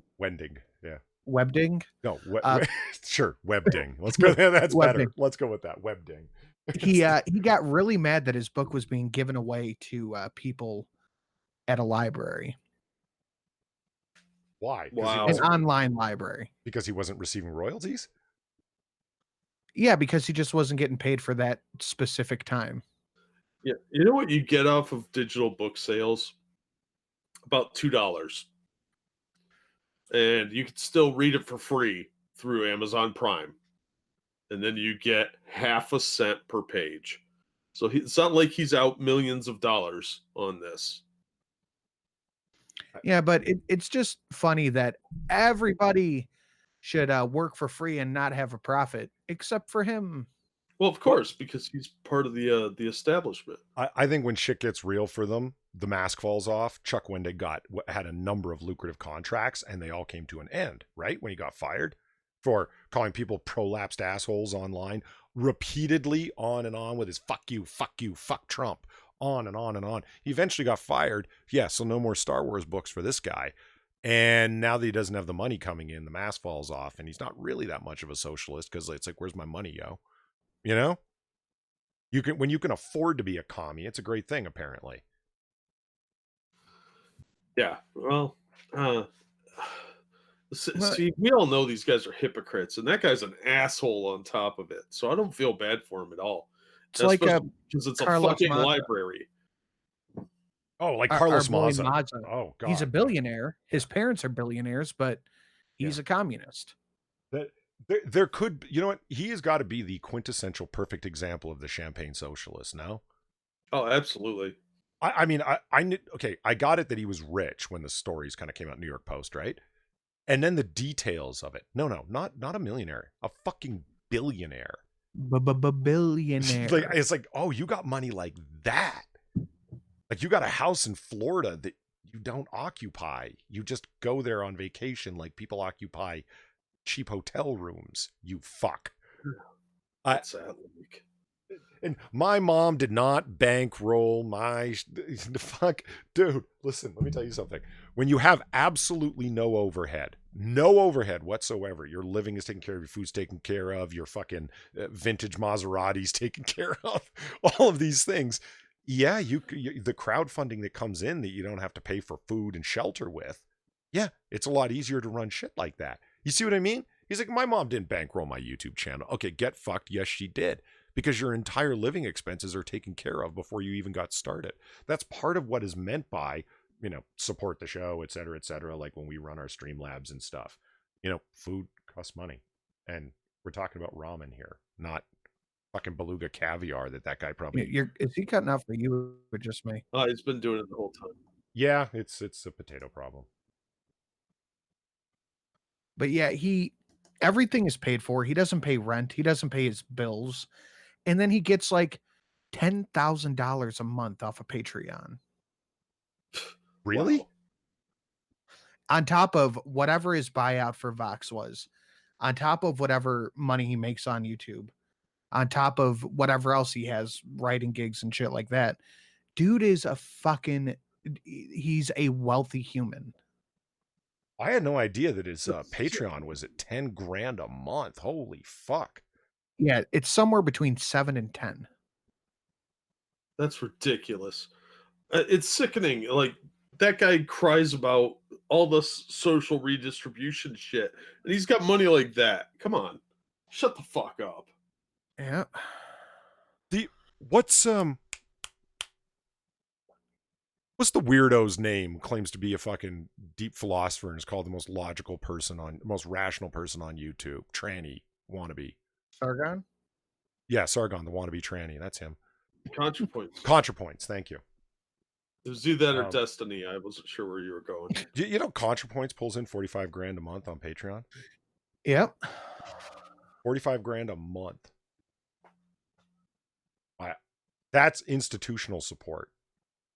Like that's and glad maybe, the gay and lesbian alliance and so forth. And maybe puts out one video a month. If that. Yeah. I'm there's no way that someone's pulling it, like not with the views the ContraPoints pulls in, not with the subs that ContraPoints has, are you able to pull in that much money. Like that's why I say that's institutional support. That's organizations dropping that amount of money. Because it's like, I don't want to get into the whole Contra. I'm gonna get fucking pissed off. The astroturfing for popularity, right? The purchasing of subs, the promotion through all of the rags, that all happens conveniently at the exact same time. You know what I mean? This isn't by accident. It's like we're going to promote the hell out of this person. I think that she, he, it, I don't even know what they, there go by. Zur pays out a lot of fucking money to their publicist, whoever it is. That's not happening on an individual basis. It doesn't work like that. It smells like Van Girl, you know? Yeah, just no legitimacy behind it. Yeah. All right, let's see what's going out on the rest of this fucking... But remember, I just want to bring this back real quick. Carlos fucked me, ROTC, Nightwave, Crowder, and all that because he doesn't know what it's like not to be able to pay a bill. Yeah. Yeah, and he doesn't care either. He thinks that you're beneath him. Yeah. He knows beneath him, like ideologically too. I know better than you. As a billionaire working out of the Politburo, which is obviously where someone of my extreme intelligence will be put in the new communist utopia, I can tell you how to organize your life. Here's what's good, here's what's bad. Tucker Carlson's a white supremacist. Remember that in his Twitter bio? Tucker Carlson's a white supremacist? Yeah. Get fucked. I mean, is that guy ultimate clout chaser bullshit artist? Right? That's Anyway, the type of shit that led to the French Revolution. you know what? I think, That's yeah. yeah, the aristocracy and so forth. You're not wrong. Carlos fucked me. Someone clipped that. He did, out of tens of thousands of dollars. You know what? It's like I hate it when people get on other people's streams and then blow sunshine at each other. It's just cringy as fuck. But I've heard you talk about that on your own streams before. How it's like listen, you guys may not like Carlos, but Carlos personally fucked me, and it's like, yeah, he did, didn't he? It's true. It's like you were caught up in the wave of the demonetizations following his bullshit. No, call it what it really is. It was a moral panic. Yeah. Where's Sticks, Hex, and Hammer when we need to talk about moral panic? Right.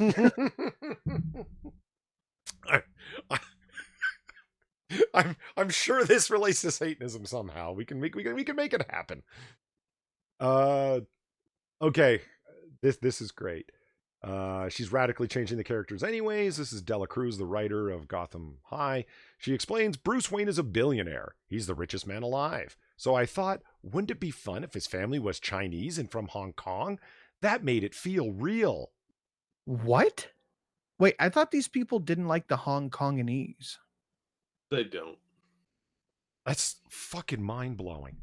You think of a billionaire, so automatically Dela Cruz, you think, well, it made it real because billionaires are from China? Like, what?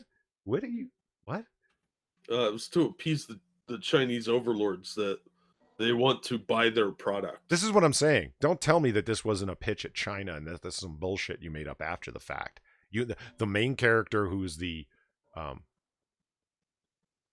protagonist, the inciting incident, Bruce Wayne makes all the things happen in the comics because he's the vigilante, the guy. He's also like 6'4", handsome, has a lot of swagger. Yeah, let's make him the Chinaman.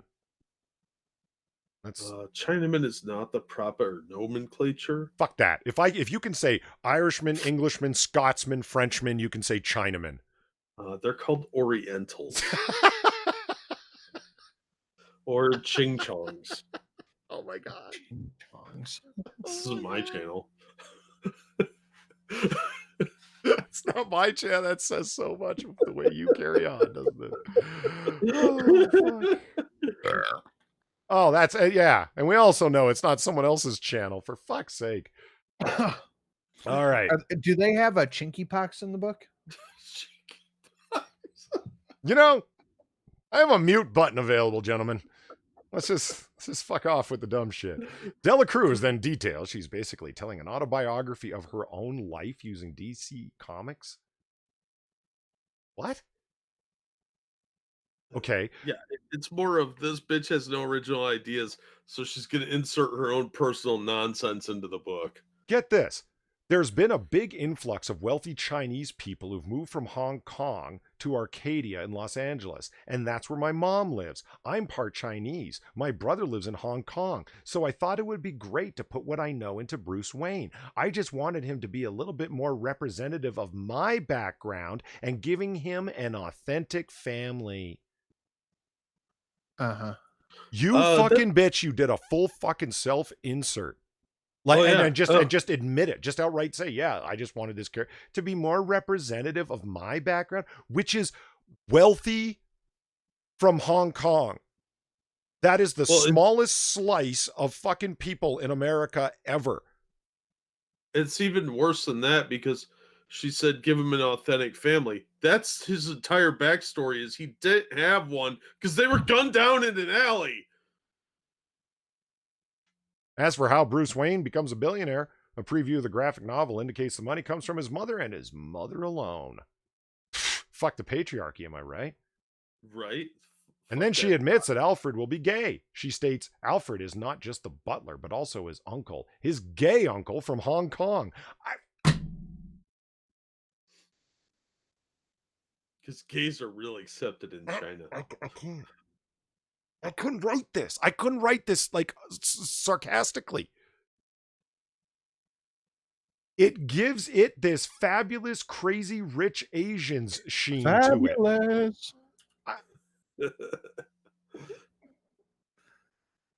If it wasn't clear, this entire book is about pandering. It, Jesus Christ, I'm having trouble wording now. In further details, quote, this breathes new life into the character, especially in today's world, since we're living in the most diverse world we've probably ever lived in. So it's more representative of Batman in 2020. To be a rich Asian from Hong Kong, that isn't, like I just said, that is a hyper small slice of America. A more diverse world. The world has always been as diverse as it is. Did you mean America? Is that what you meant when you said that? Because you didn't say that. A more diverse world? That doesn't even fucking make sense. The most populated areas of the world since human beings began has been Asia and South Asia and still is. What has changed? Nothing.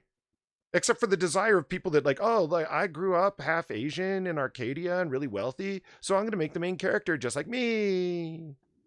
Well, that's a lack of originality because she probably has no life experience outside of that, so she has nothing else to draw on. This is just lazy, and it's really stupid.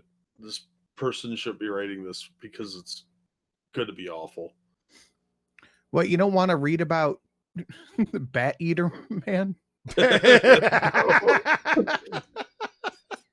Yeah, she has no interest in the character. It probably has no idea about his actual background. It didn't want to bother to learn.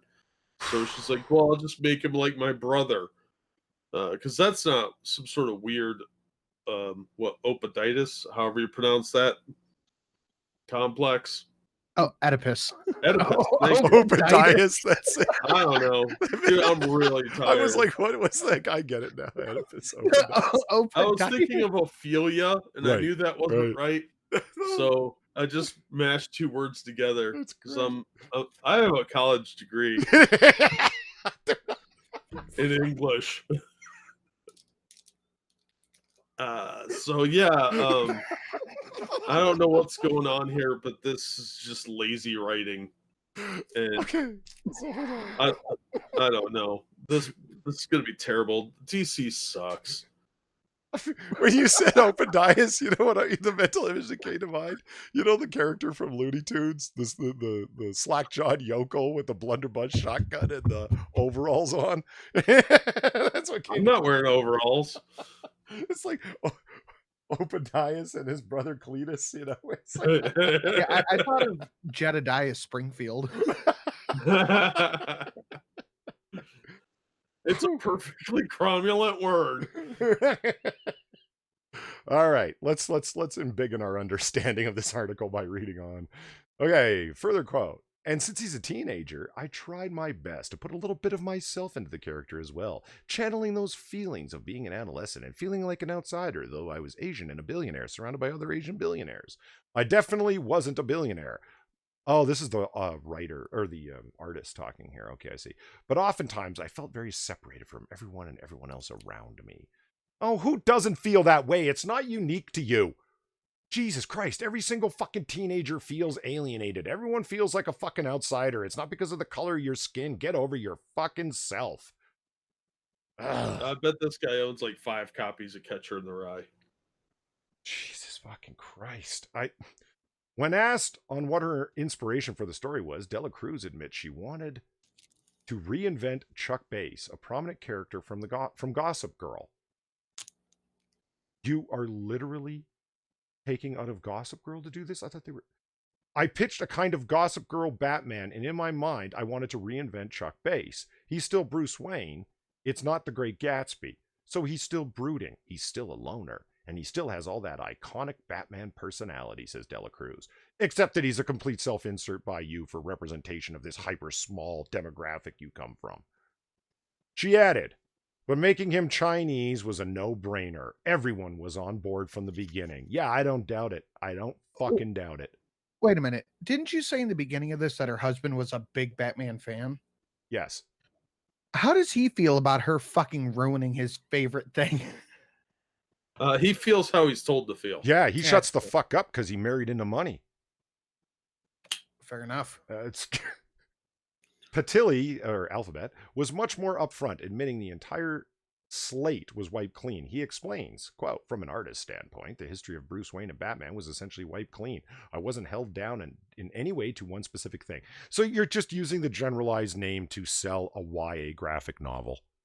You're just using the branding. Like it could have been any number of characters. You just stamp Batman on it to sell to people.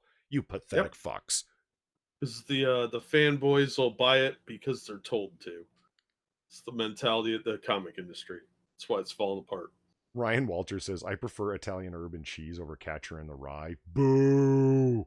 Hey, Boo! Italian herbs and cheese is a fucking fantastic bread. It is. That's really is. Every time I'm at Subway, that's my choice. But that's a pretty harsh there.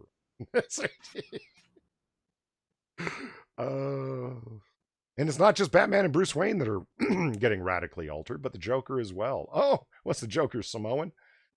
There's so much of an Instagram culture and social media culture with teens today, so I tried to interject that into the style and look at the characters, specifically with the Joker character. He adds, What are they going to find out? Batman's Bruce Wayne because someone hacks his account and sees they're connected. Somebody Chinese hacked their account from Huawei because he Use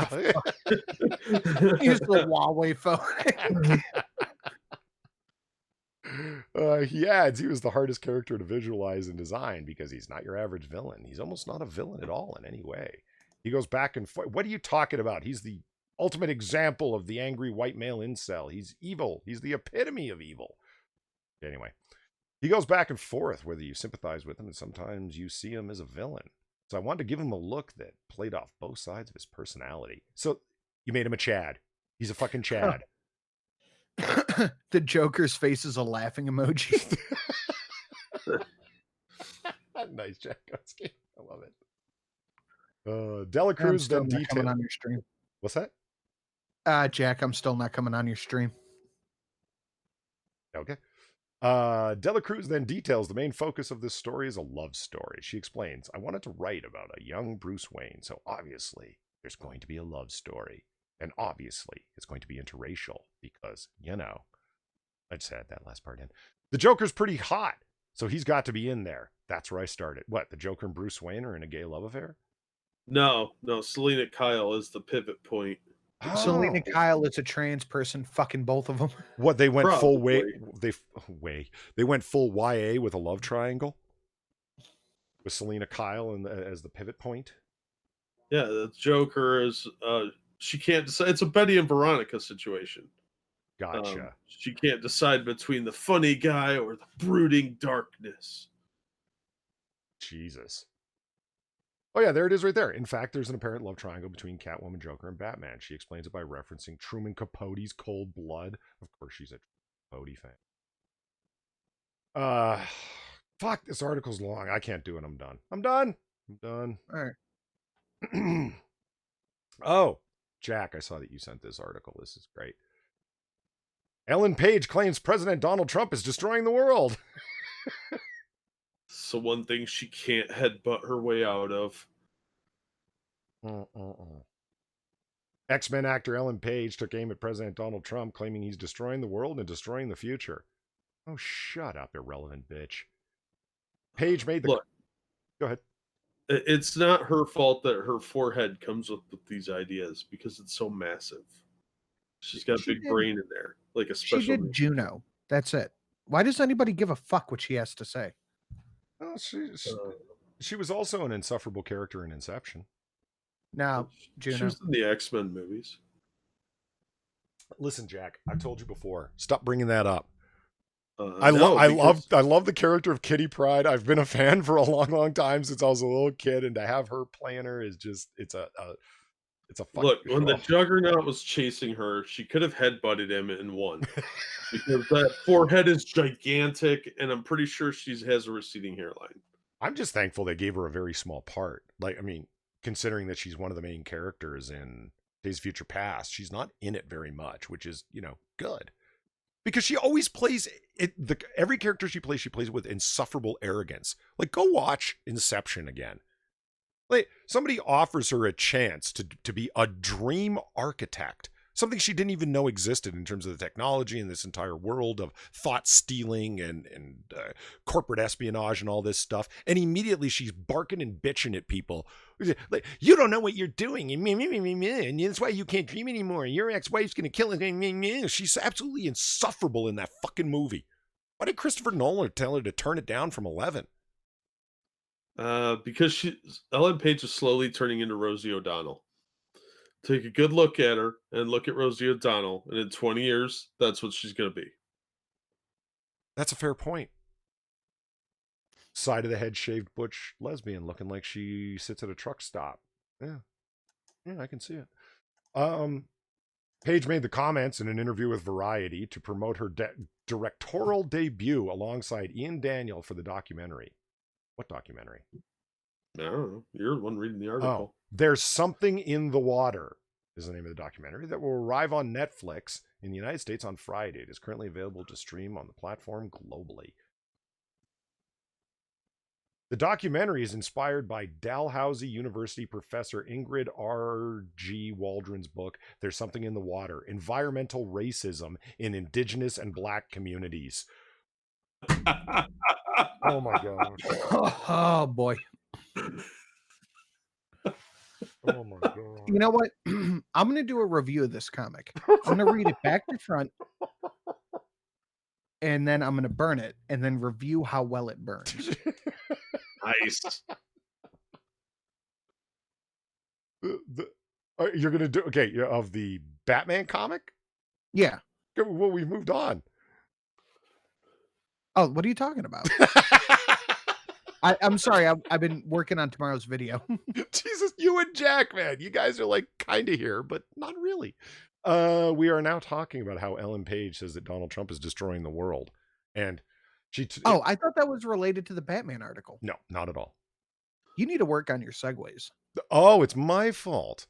Yeah. Of course it is. Jack's looking at porn. You're editing videos. I'm not looking at porn. I would totally tell you if I was.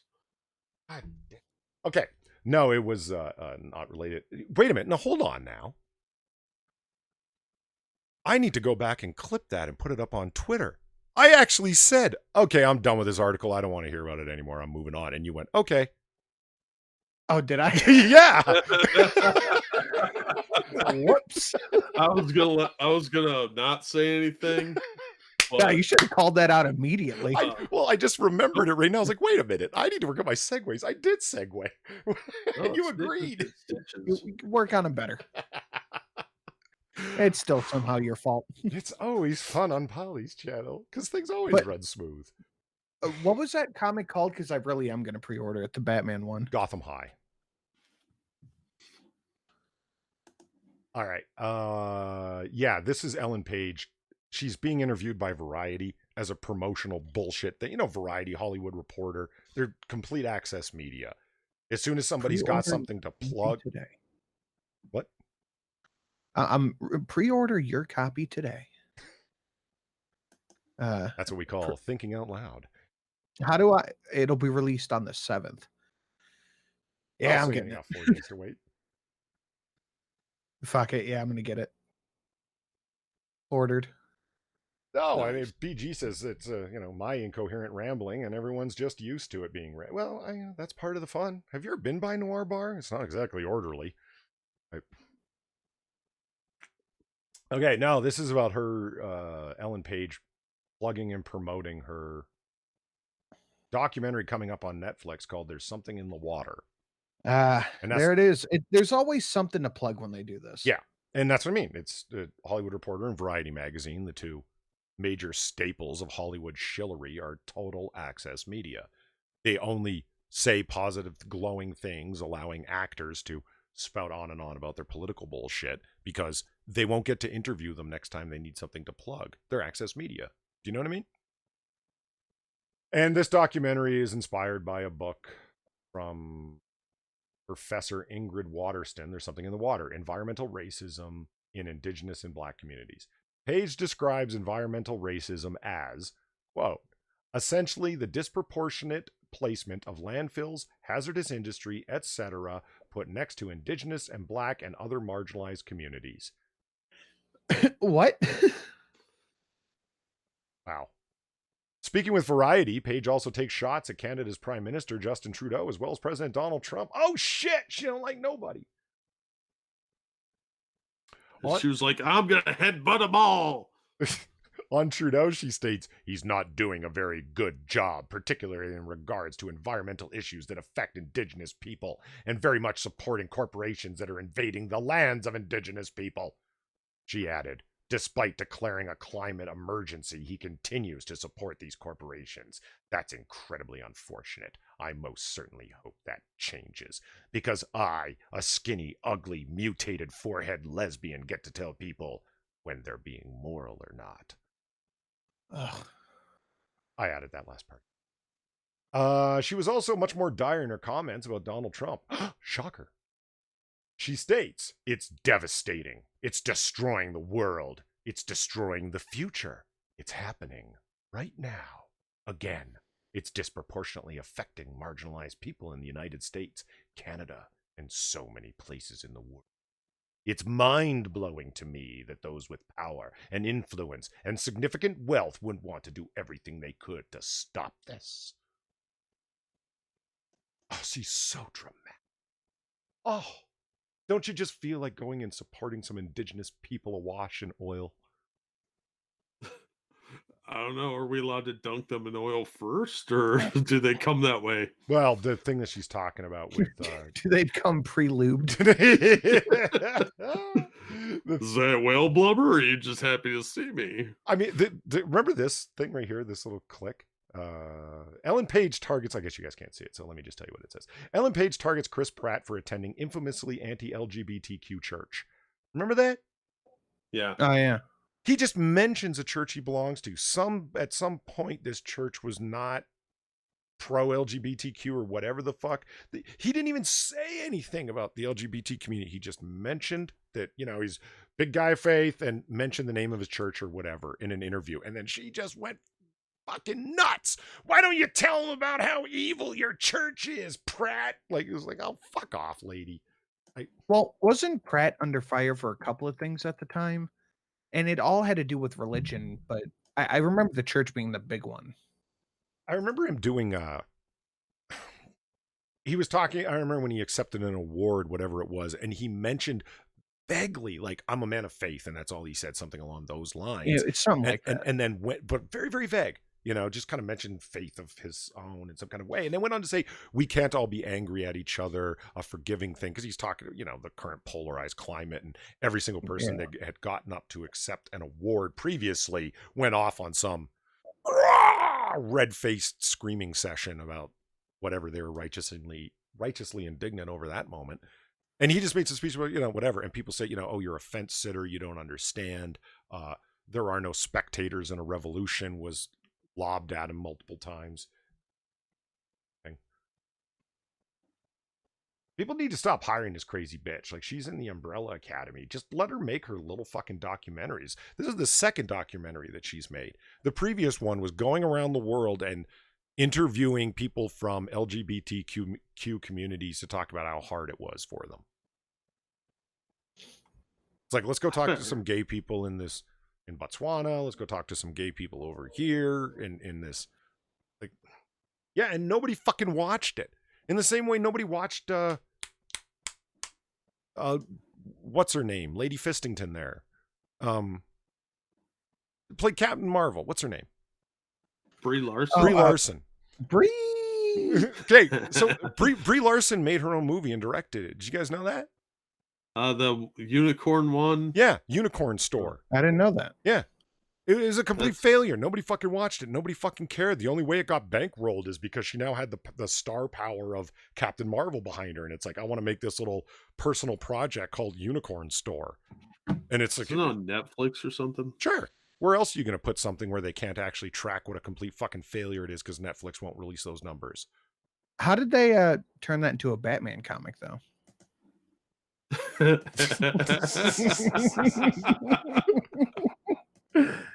Oh, fuck. I'll see myself out. You know the way you came in? Yeah, go find it. Real quick, Thank you, Pete, for the donation. That's very generous. He didn't leave a message, but I really appreciate it, man. Thank you. Yeah, Pete's awesome. So let's do this Newsarama story. And let's get it done. Diamond warns of cash flow problems. Halts payment to vendors. Oh my God. For those of you who don't know, super hyper quick, Diamond owns a near monopoly on comic book distribution, the direct distribution market. They are, if you own a comic book shop and you're ordering comics, you're ordering them from Diamond, is what it basically comes down to. With some very, very rare exceptions. They have virtual monopoly, right? If you watched Comic Book Curation last week, we talked about they were refusing to accept any new additions to their lineup for ordering. And now they have severe cash flow problems. This is their Olive Branch distribution center. Holy shit, look at that picture, guys. You got nothing to ship. Nothing. This is the state of comics, and thus the name of this stream. Comics is fucked. Jack and I were talking about this before we went live. It's like the entire industry, especially around Diamond, was a Ponzi scheme house of cards, and it didn't take very much pressure to make it topple, and it looks like COVID-19 was the pressure to make it topple. Yeah, their margins have always been tight, but with so few comic shops now, they're not making much money. And that's why Marvel's been flooding the shelves, is they need Diamond to get the books out. That's one of the reasons anyway. This pretty much will kill more than half of the comic shops. What are you gonna say, Sin? Let me finish my nuts. I'm eating mixed nuts. I'm trying to eat better. On stream, sure. Go ahead. No, I chew ice on stream. I don't care. Yeah, fucking douche. That's another reason I think that they're putting all their effort into the movies and shit. Yeah. They know the books aren't selling. They know people don't like this woke Asian Batman. Like, this one venture that was their main thing no longer pays the bills. Wow. Well, Jack and Quiz and I have talked about it repeatedly. The biggest mistake, it's a once in a industry level mistake. I would say once in a lifetime. It's actually once in an industry mistake. The MCU, are you fucking kidding me? You could not have had a greater promotional tool for your comics imaginable. And you didn't run off of it. Instead, they created other characters and America Chavez and Gay Iceman and all the other stuff that we talked about in the video on your channel, Sin. Right? Snow Face and Safe Mouse or whatever. This is their idea of promoting off of it. As we said, it's like it doesn't take a fucking genius to figure out how to do it. You create a separate imprint or whatever, and these are the MCU characters. You have all of the IP rights to print comics about them, run those stories. You've watched the MCU films? Oh, you like those characters? You can read them in comics too, where the Avengers are made up of the Avengers as they are in the movies. They have the backstories that they do in the movies. It's a separate imprint. Here's these comics, and then you run Marvel proper separately. You didn't even fucking try it. You didn't even make an attempt. Different cool characters with it. Yeah. But that's the problem is that they lack the foresight to see that what they're doing. Either they didn't care or they didn't think something like this would ever happen. I mean, this really is like a black swan event for a lot of industries. But comics was so close to dying as it was because people they were hiring were garbage. So it's not surprising that Diamond might completely collapse. It probably will. If they haven't already, I'm pretty sure they're not going to reopen. So the whole thing, how many comic shops do we lose in 2016? It was like 50 or 60, right? And then 2017 and then so forth. This is, Jesus Christ, I feel bad for local comic shop owners. Yeah. They're all trying to scramble. And DC's trying to put together regional distribution, which is probably the best thing they could hope for. But if Marvel doesn't go along with it, Marvel's probably going to get shut down over this. It's just time to be realistic. Yeah, like Polly said, you could have just brought all these people into the comic books, but it's like, here's Endgame, or not Endgame, Infinity War. Infinity War, a fucking pretty good movie. All these awesome comic book characters coming together. You go to the comic books, and then you have Internet Gas Boy, Yeah. girl with backpack. But you Fat Dora. You nailed it. Like you should have redesigned the characters, like meaning have a consistent artistic look to them. You know what I'm saying? Like the X-Men reboot. There's a consistency in the look of the characters. That kind of thing. This is the MCU Marvel. Just don't use that name.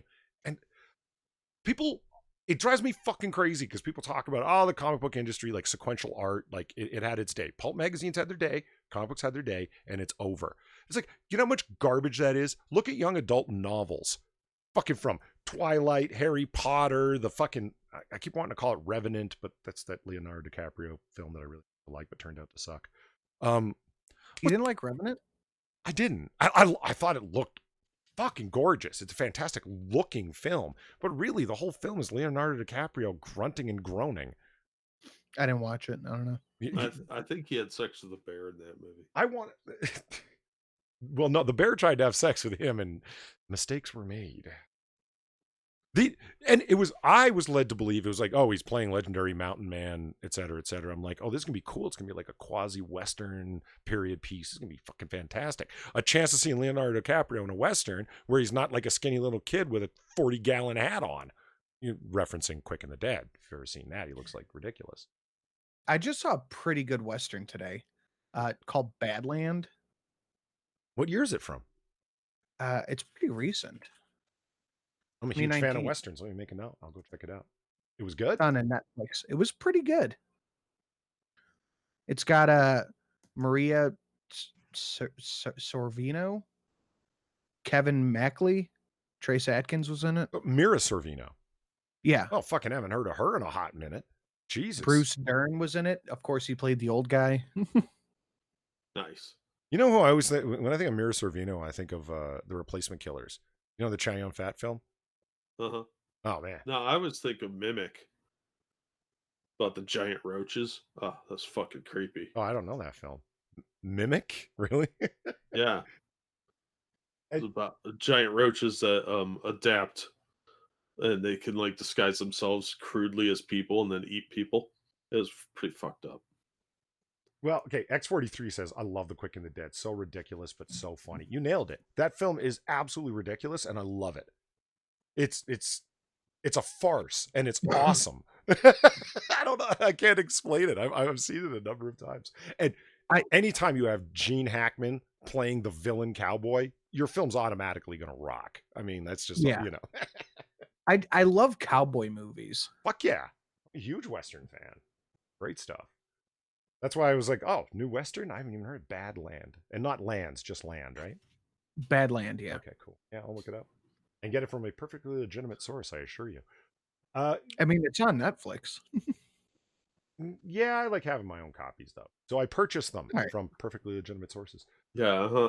Anyway. Yeah. My perfectly legitimate source was down most of the week, so. People in chat were talking about something, and sorry, chat with my potato. I can't type as often.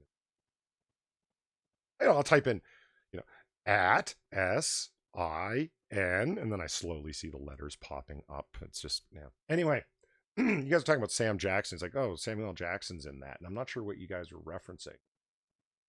That unicorn shop. The unicorn? Yeah. Okay. Yeah. And then somebody made a comment and they said, I used to like Samuel L. Jackson until I found out what a fucking racist he is.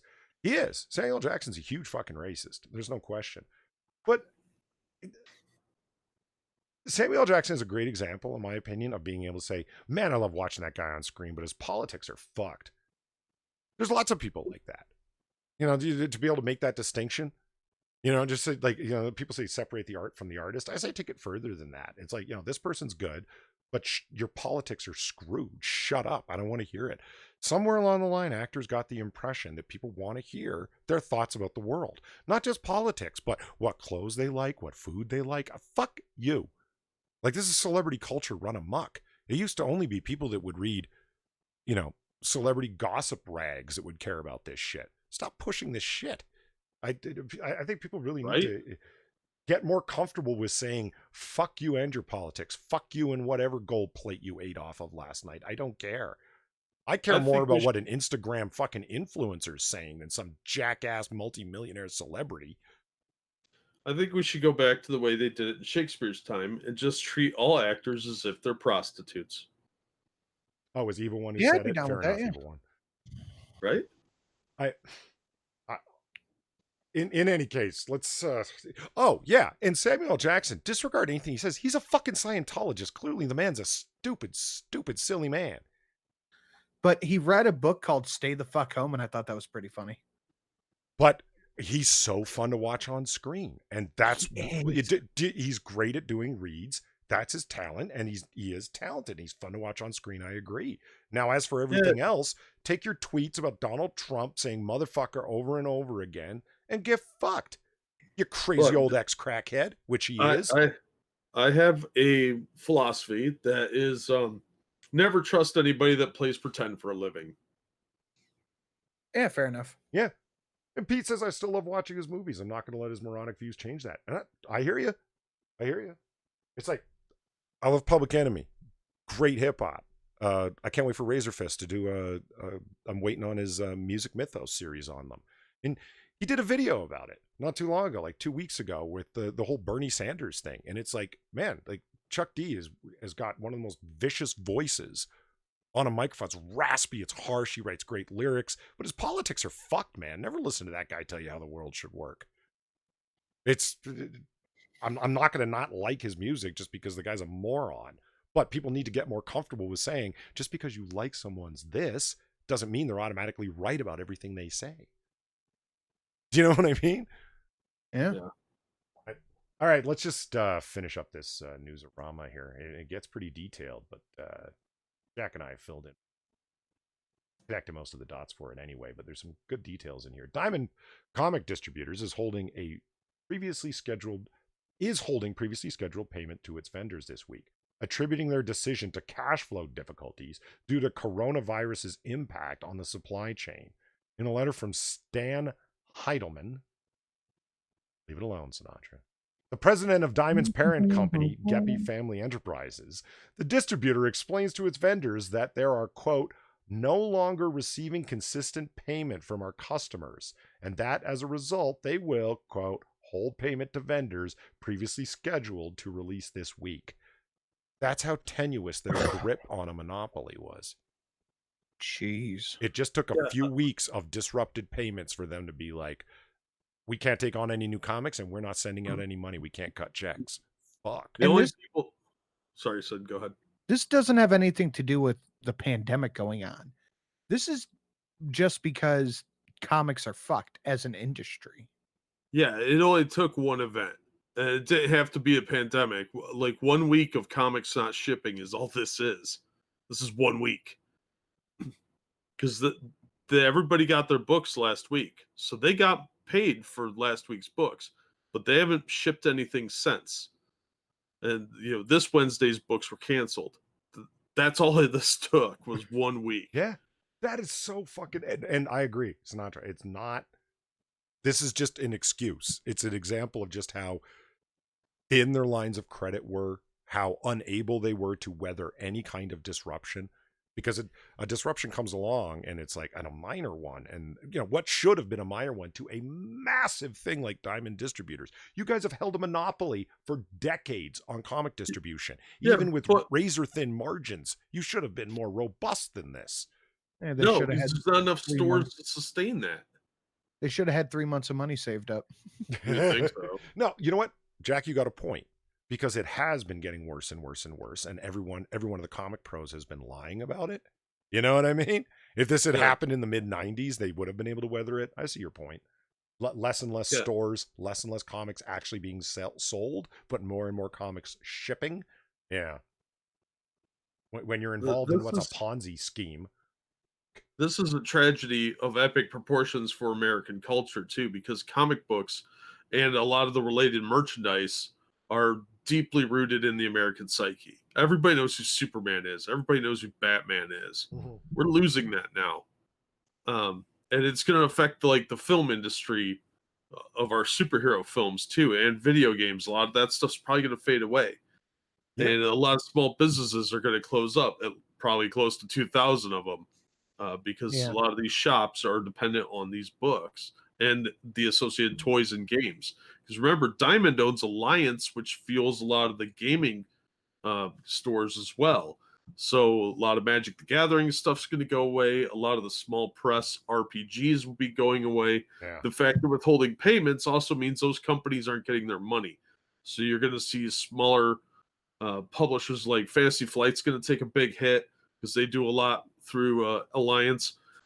Companies like American Mythology and Valiant could fold up because of this, because they are dependent on those payments for the couple thousand books they're selling each month. You make a And point, because they vendors, as they're explaining here in Newsarama, are the comic book publishers and manufacturers of games, toys, collectibles, etc. You're absolutely right. It's not just the comics we've been talking about. It's all the little things.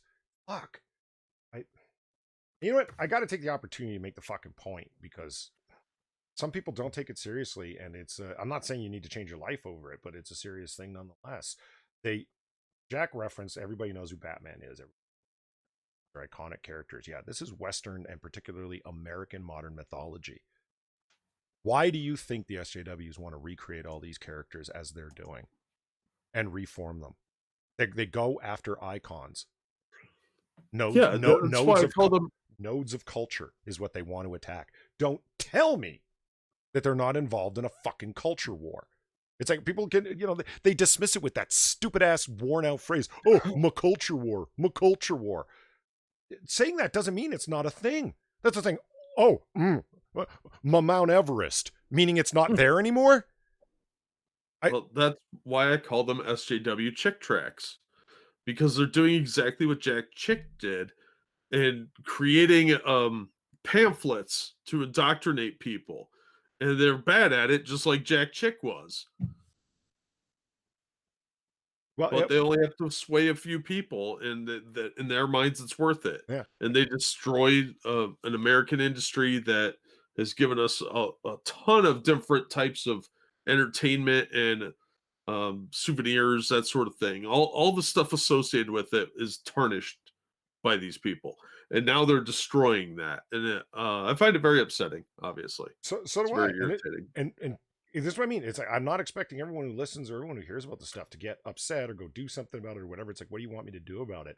All I want you to do about it is not believe, but simply accept that it's something that's going on, and this is deliberately what they're attempting to do and why they're doing it. The motive is obvious. Talk about, create new characters and all of these things. It's like they're more interested in reforming extant characters. Why? Because they're the icons.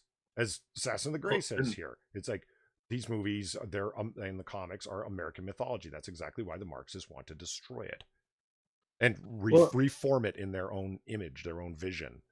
Well, they can do that when times are good, but in a situation like this, they may have just destroyed the industry, because if Diamond falls and nobody's able to set up regional distribution like DC wants, it's probably done. Yeah. DC might be able to hang on for a while, but if Marvel folds, it's going to be a roll of the dice. They got to get everybody on board that's still publishing. You know what? This is a little callback here. I love this comment so much. Midnight in Exile made. Ask Chuck D what Professor Griff thinks about Bernie Sanders. Yeah. Because you know what's going on there. That's like, yeah, Chuck. Why don't you go ask Griff what he thinks about your support of Sanders? Was he there to do that little concert that was worthless and nobody showed up for and everyone started walking out in the middle of? That Bernie Sanders benefit concert? The you and Flavor Flav, distanced each other, broke up over, destroyed the group over fucking Sanders? Yeah, go ask Griff what he thinks. I'm sure he'd be fully supportive. Bless you. Thank you. Yeah, what bothers me about this is there's a lot of dangling storylines that might not ever get wrapped up now, and that's really annoying. But the fact that this is going to kill a lot of small publishers for sure is really irritating and disappointing, because now they're not getting paid and they probably will go out of business. Yep. And it's because Diamond can't ship or won't ship. And okay, so somebody way back in the day, I'm sorry, I forget what was particularly said. I think Disney's going to shut down Marvel. No, it's more. I hear you, and I understand the point, and they might curtail its budget and restructure its management harshly.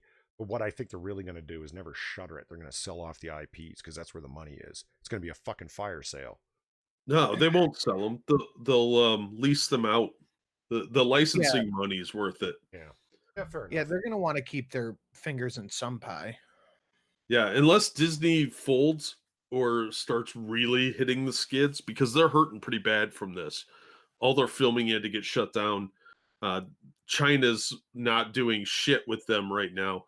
So Well, they're running some shows in China right now, but quote unquote. yeah, well, they're You get also what I mean? under an antitrust violation in South Korea because they're considered a monopoly over there. And their parks are shut down too. Yeah.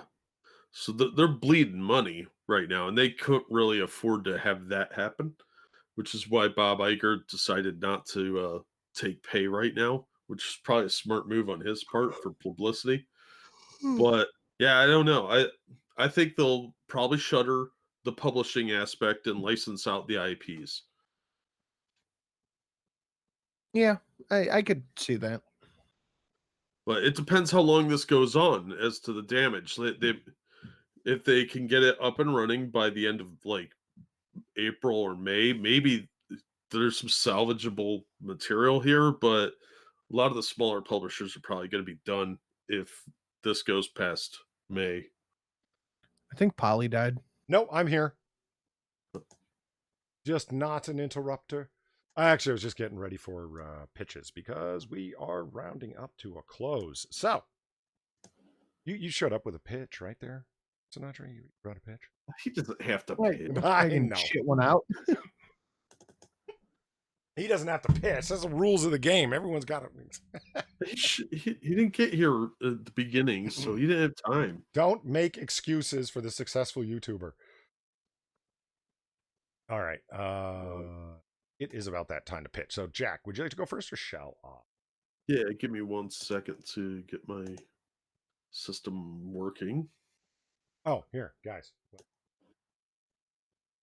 Read Usagi Yojimbo. It's fucking awesome. The series continues to rock. This is number 9. It's the last one I got.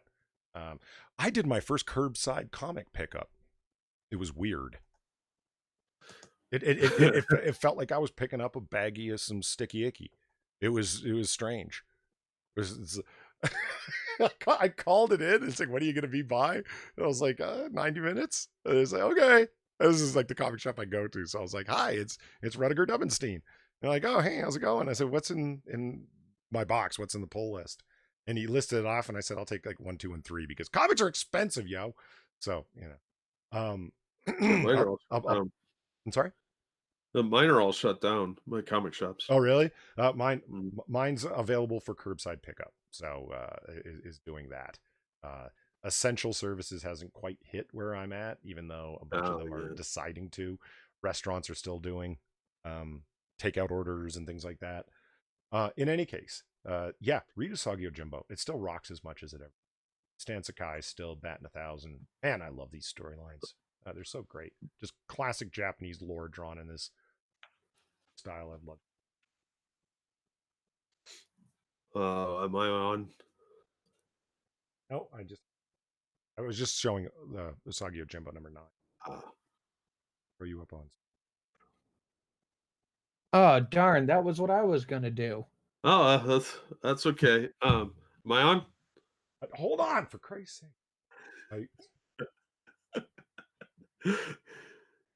Oh, wait a minute. I'm just turning chat capture on. Boomer. Okay. There you go. Nope, not that one. Oh my God. Shut up. This is what happens when Quiz isn't here. Everything just goes to hell. There you go, Jack. You're on. All right. Before I get into my pitch, I'd like to point out that this is the man who Polly hates with a passion. This is Jason Momoa. And look at him. This little puppy dog. And he's smiling. And Polly throws his booze bottles in this man's yard, probably at this poor little dog. He should have left Lisa Bonet alone, and there would have been no problems. He knows what he did. You just hate Aquaman. Anyway, my pitch is Death to the Army of Darkness. Ash has finally had enough of the Necronomicon and seeks to destroy it. But as you probably could guess, that does not work out for him at all. The art, I admit, is very, very rough, but it's a Dynamite book, so this is actually good art for Dynamite. And the story was a lot of fun. It's very action packed. It's written by Ryan Parrott, who is doing the Mighty Morphin Power Rangers and the Teenage Mutant Ninja Turtles crossover, Right. that I pitched last week. So he's a solid writer, and it's pretty interesting. Some wacky stuff happens, and Ash gets himself in a really crazy cliffhanger ending.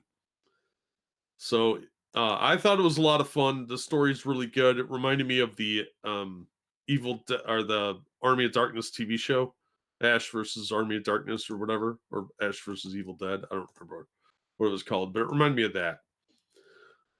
So it was a good time. It had cultists, it had the Necronomicon, it had zombies, had bloodbaths. It had a little bit for everybody. And the cover kind of gives you an idea that this is going to be a team up book, but it's got a twist as to why it's a team up. And you really have to read it for that. But it's a really fun issue. And I was actually pretty impressed. The Dynamite book actually had a really good story by a pretty solid writer. So yeah, same guy is doing the regular Power Rangers books and the crossover with the Teenage Mutant Ninja Turtles that I've been really enjoying. This is my pitch. I And dig, also, I dig that cover. I like that look cover at a that lot. guy. Come on, Polly. Why you gotta hate? Well, it's because you don't see Just Out of Frame. This is Lisa Bonet, and he should have left her alone. Anyway, That's a page from a Jason Momoa coloring book. Really? Yeah. I thought about trying to send you a digital copy, but I didn't think you would actually. I thought you might hit me.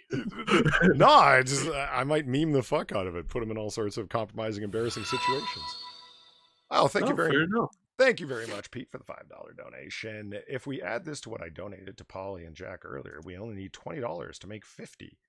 Would that get us to a horsecock, Sam? I don't think we could. Is Sinatra still here? Yeah, can you repeat that? Yes, I can. Pete just donated $5, right? And he donated to Jack earlier, and he donated to myself earlier. And he says, if we add this to what I donated to Polly and Jack earlier, we only need $20 more to make it to 50. Will that get us a horsecock, Sinatra?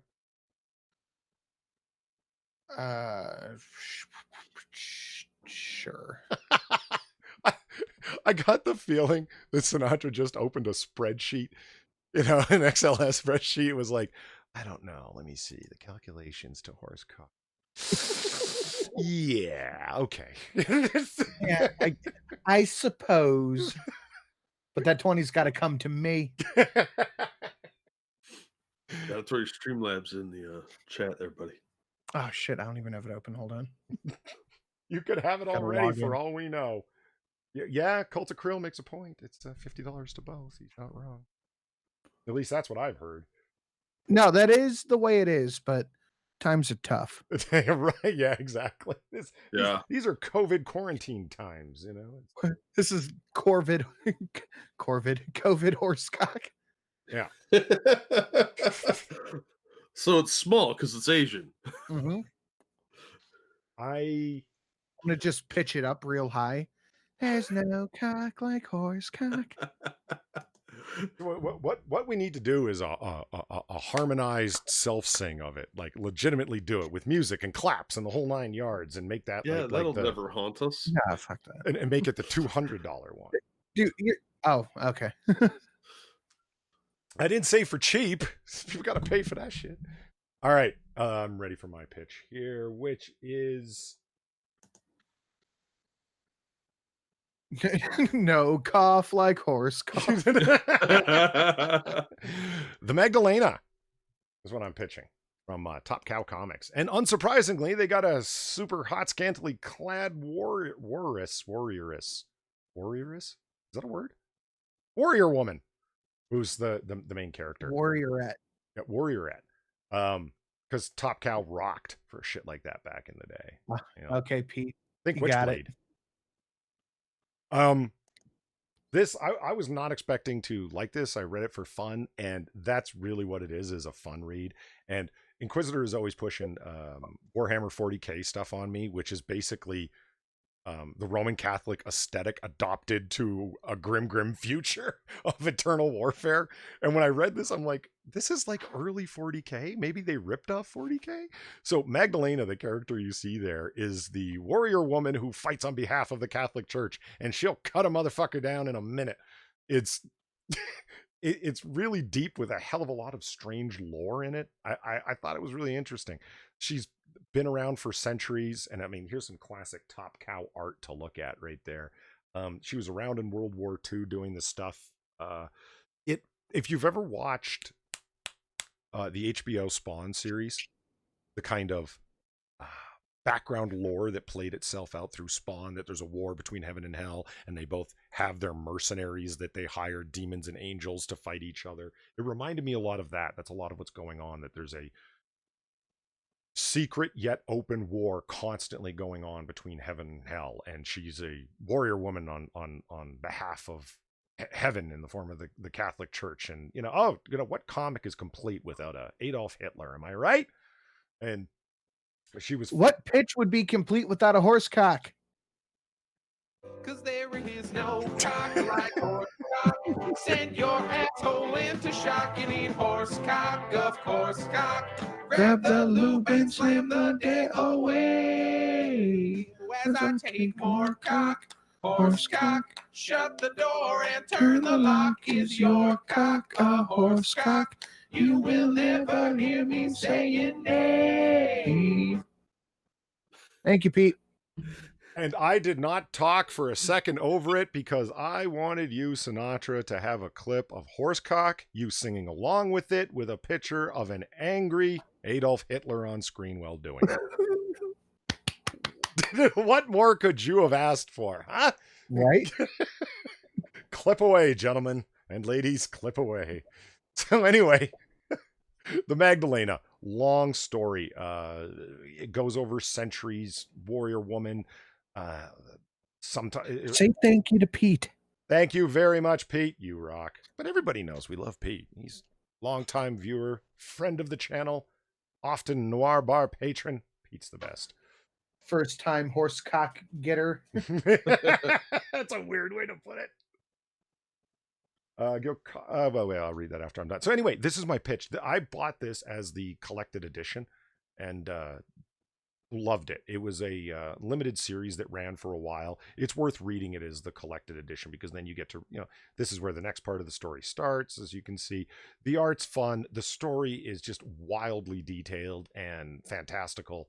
Totally worth a read. Religious wars behind the scenes and fighting for, blood and honor and righteousness. And it's fun. Yeah, check it out. Go back to the cover page again. The Magdalena. And I mean, come on. Doesn't she look like a badass? I think so. Did you ever read Warrior Nun Aurelia? No, I haven't heard of it that I know of.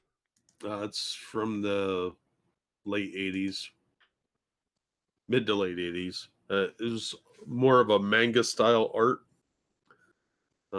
You might like that if you like this motif. Low teeth? Motif. I could have sworn you said low. What was its name again? I just want to make a note for myself. Warrior Nun Aurelia. Yeah, no, I'll check that out. Yeah, I always dug that as the background story behind Spawn, the way that it was running. That Spawn himself. Oh, that looks really nice. What's that? The Warrior Nun. Aurelia? Kind of has a little bit of a Punisher look to it. Yeah, there's been several people that have done different work on it over the years, and there's some really interesting storylines that might be worth a check. Well, I don't know. Every now and then, Jack will come out with something, suggestion that I really dig, like Ghost, for example. Had never heard of it, and Jack, you might like Ghost. I went and read it. I'm like, I love this. This is great. Why have I never heard of this? So yeah, I'll check out Warrior. Sure. Cool. All right. And finally, Sinatra, did you find a pitch to Jack finish took out? mine. What's that? Jack took mine. Literally? Yeah. I thought you were just telling a joke. No, that was definitely 100% what I was going to pitch. Okay, you're known for being a bullshit artist. Seriously? Yeah. What do you mean? Yeah, the first time I was on the AA stream, you pretended you couldn't hear me for like fucking 20 minutes yanking my chain, man. You're kind of known for this shit. No, I don't have anything. All right, we're going to call that a double pitch. How about that? That's what she said. With that said, that brings us to the end of another comic book curation. Thank you, everybody, for coming by. Thank you to everybody who donated. It is so greatly appreciated, especially in these trying times, because we know it's trying for you. It's trying for us. Wait, Polly, Yes. what was the name that you just pitched again? I want to look it up on eBay. The Magdalena.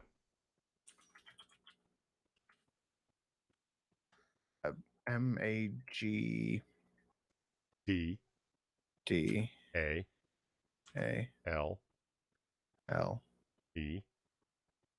N.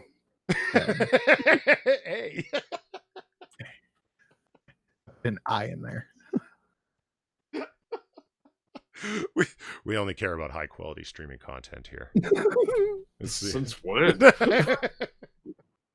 Oh, this looks really cool. Yeah, man. It's But that Heaven and Hell shit is shit I love, so I'm definitely gonna check this out. Yeah. It's a fun read. It's a fun twist on the thing, as opposed to making her like, oh, God, warrior from hell and blah blah blah blah blah. And it's like, I want to hear about the warriors from heaven. There's a great line in there where it's like, heaven wants to win. You didn't think they did? And I was like, oh wow. God's getting real with it. Yeah, so there it is. Thank you for everybody for coming by. Thank you, Jack, for coming by, as always. Thank you, Sinatra, for coming in, even though you were late. But apparently you were late because I didn't check my DM. So, we'll see you again next week. And everybody, well wishes to the missing member of the Triumvirate Quiz. We missed you. Say goodnight, everybody. Night, everybody. Thanks for the donations. Bye, everybody.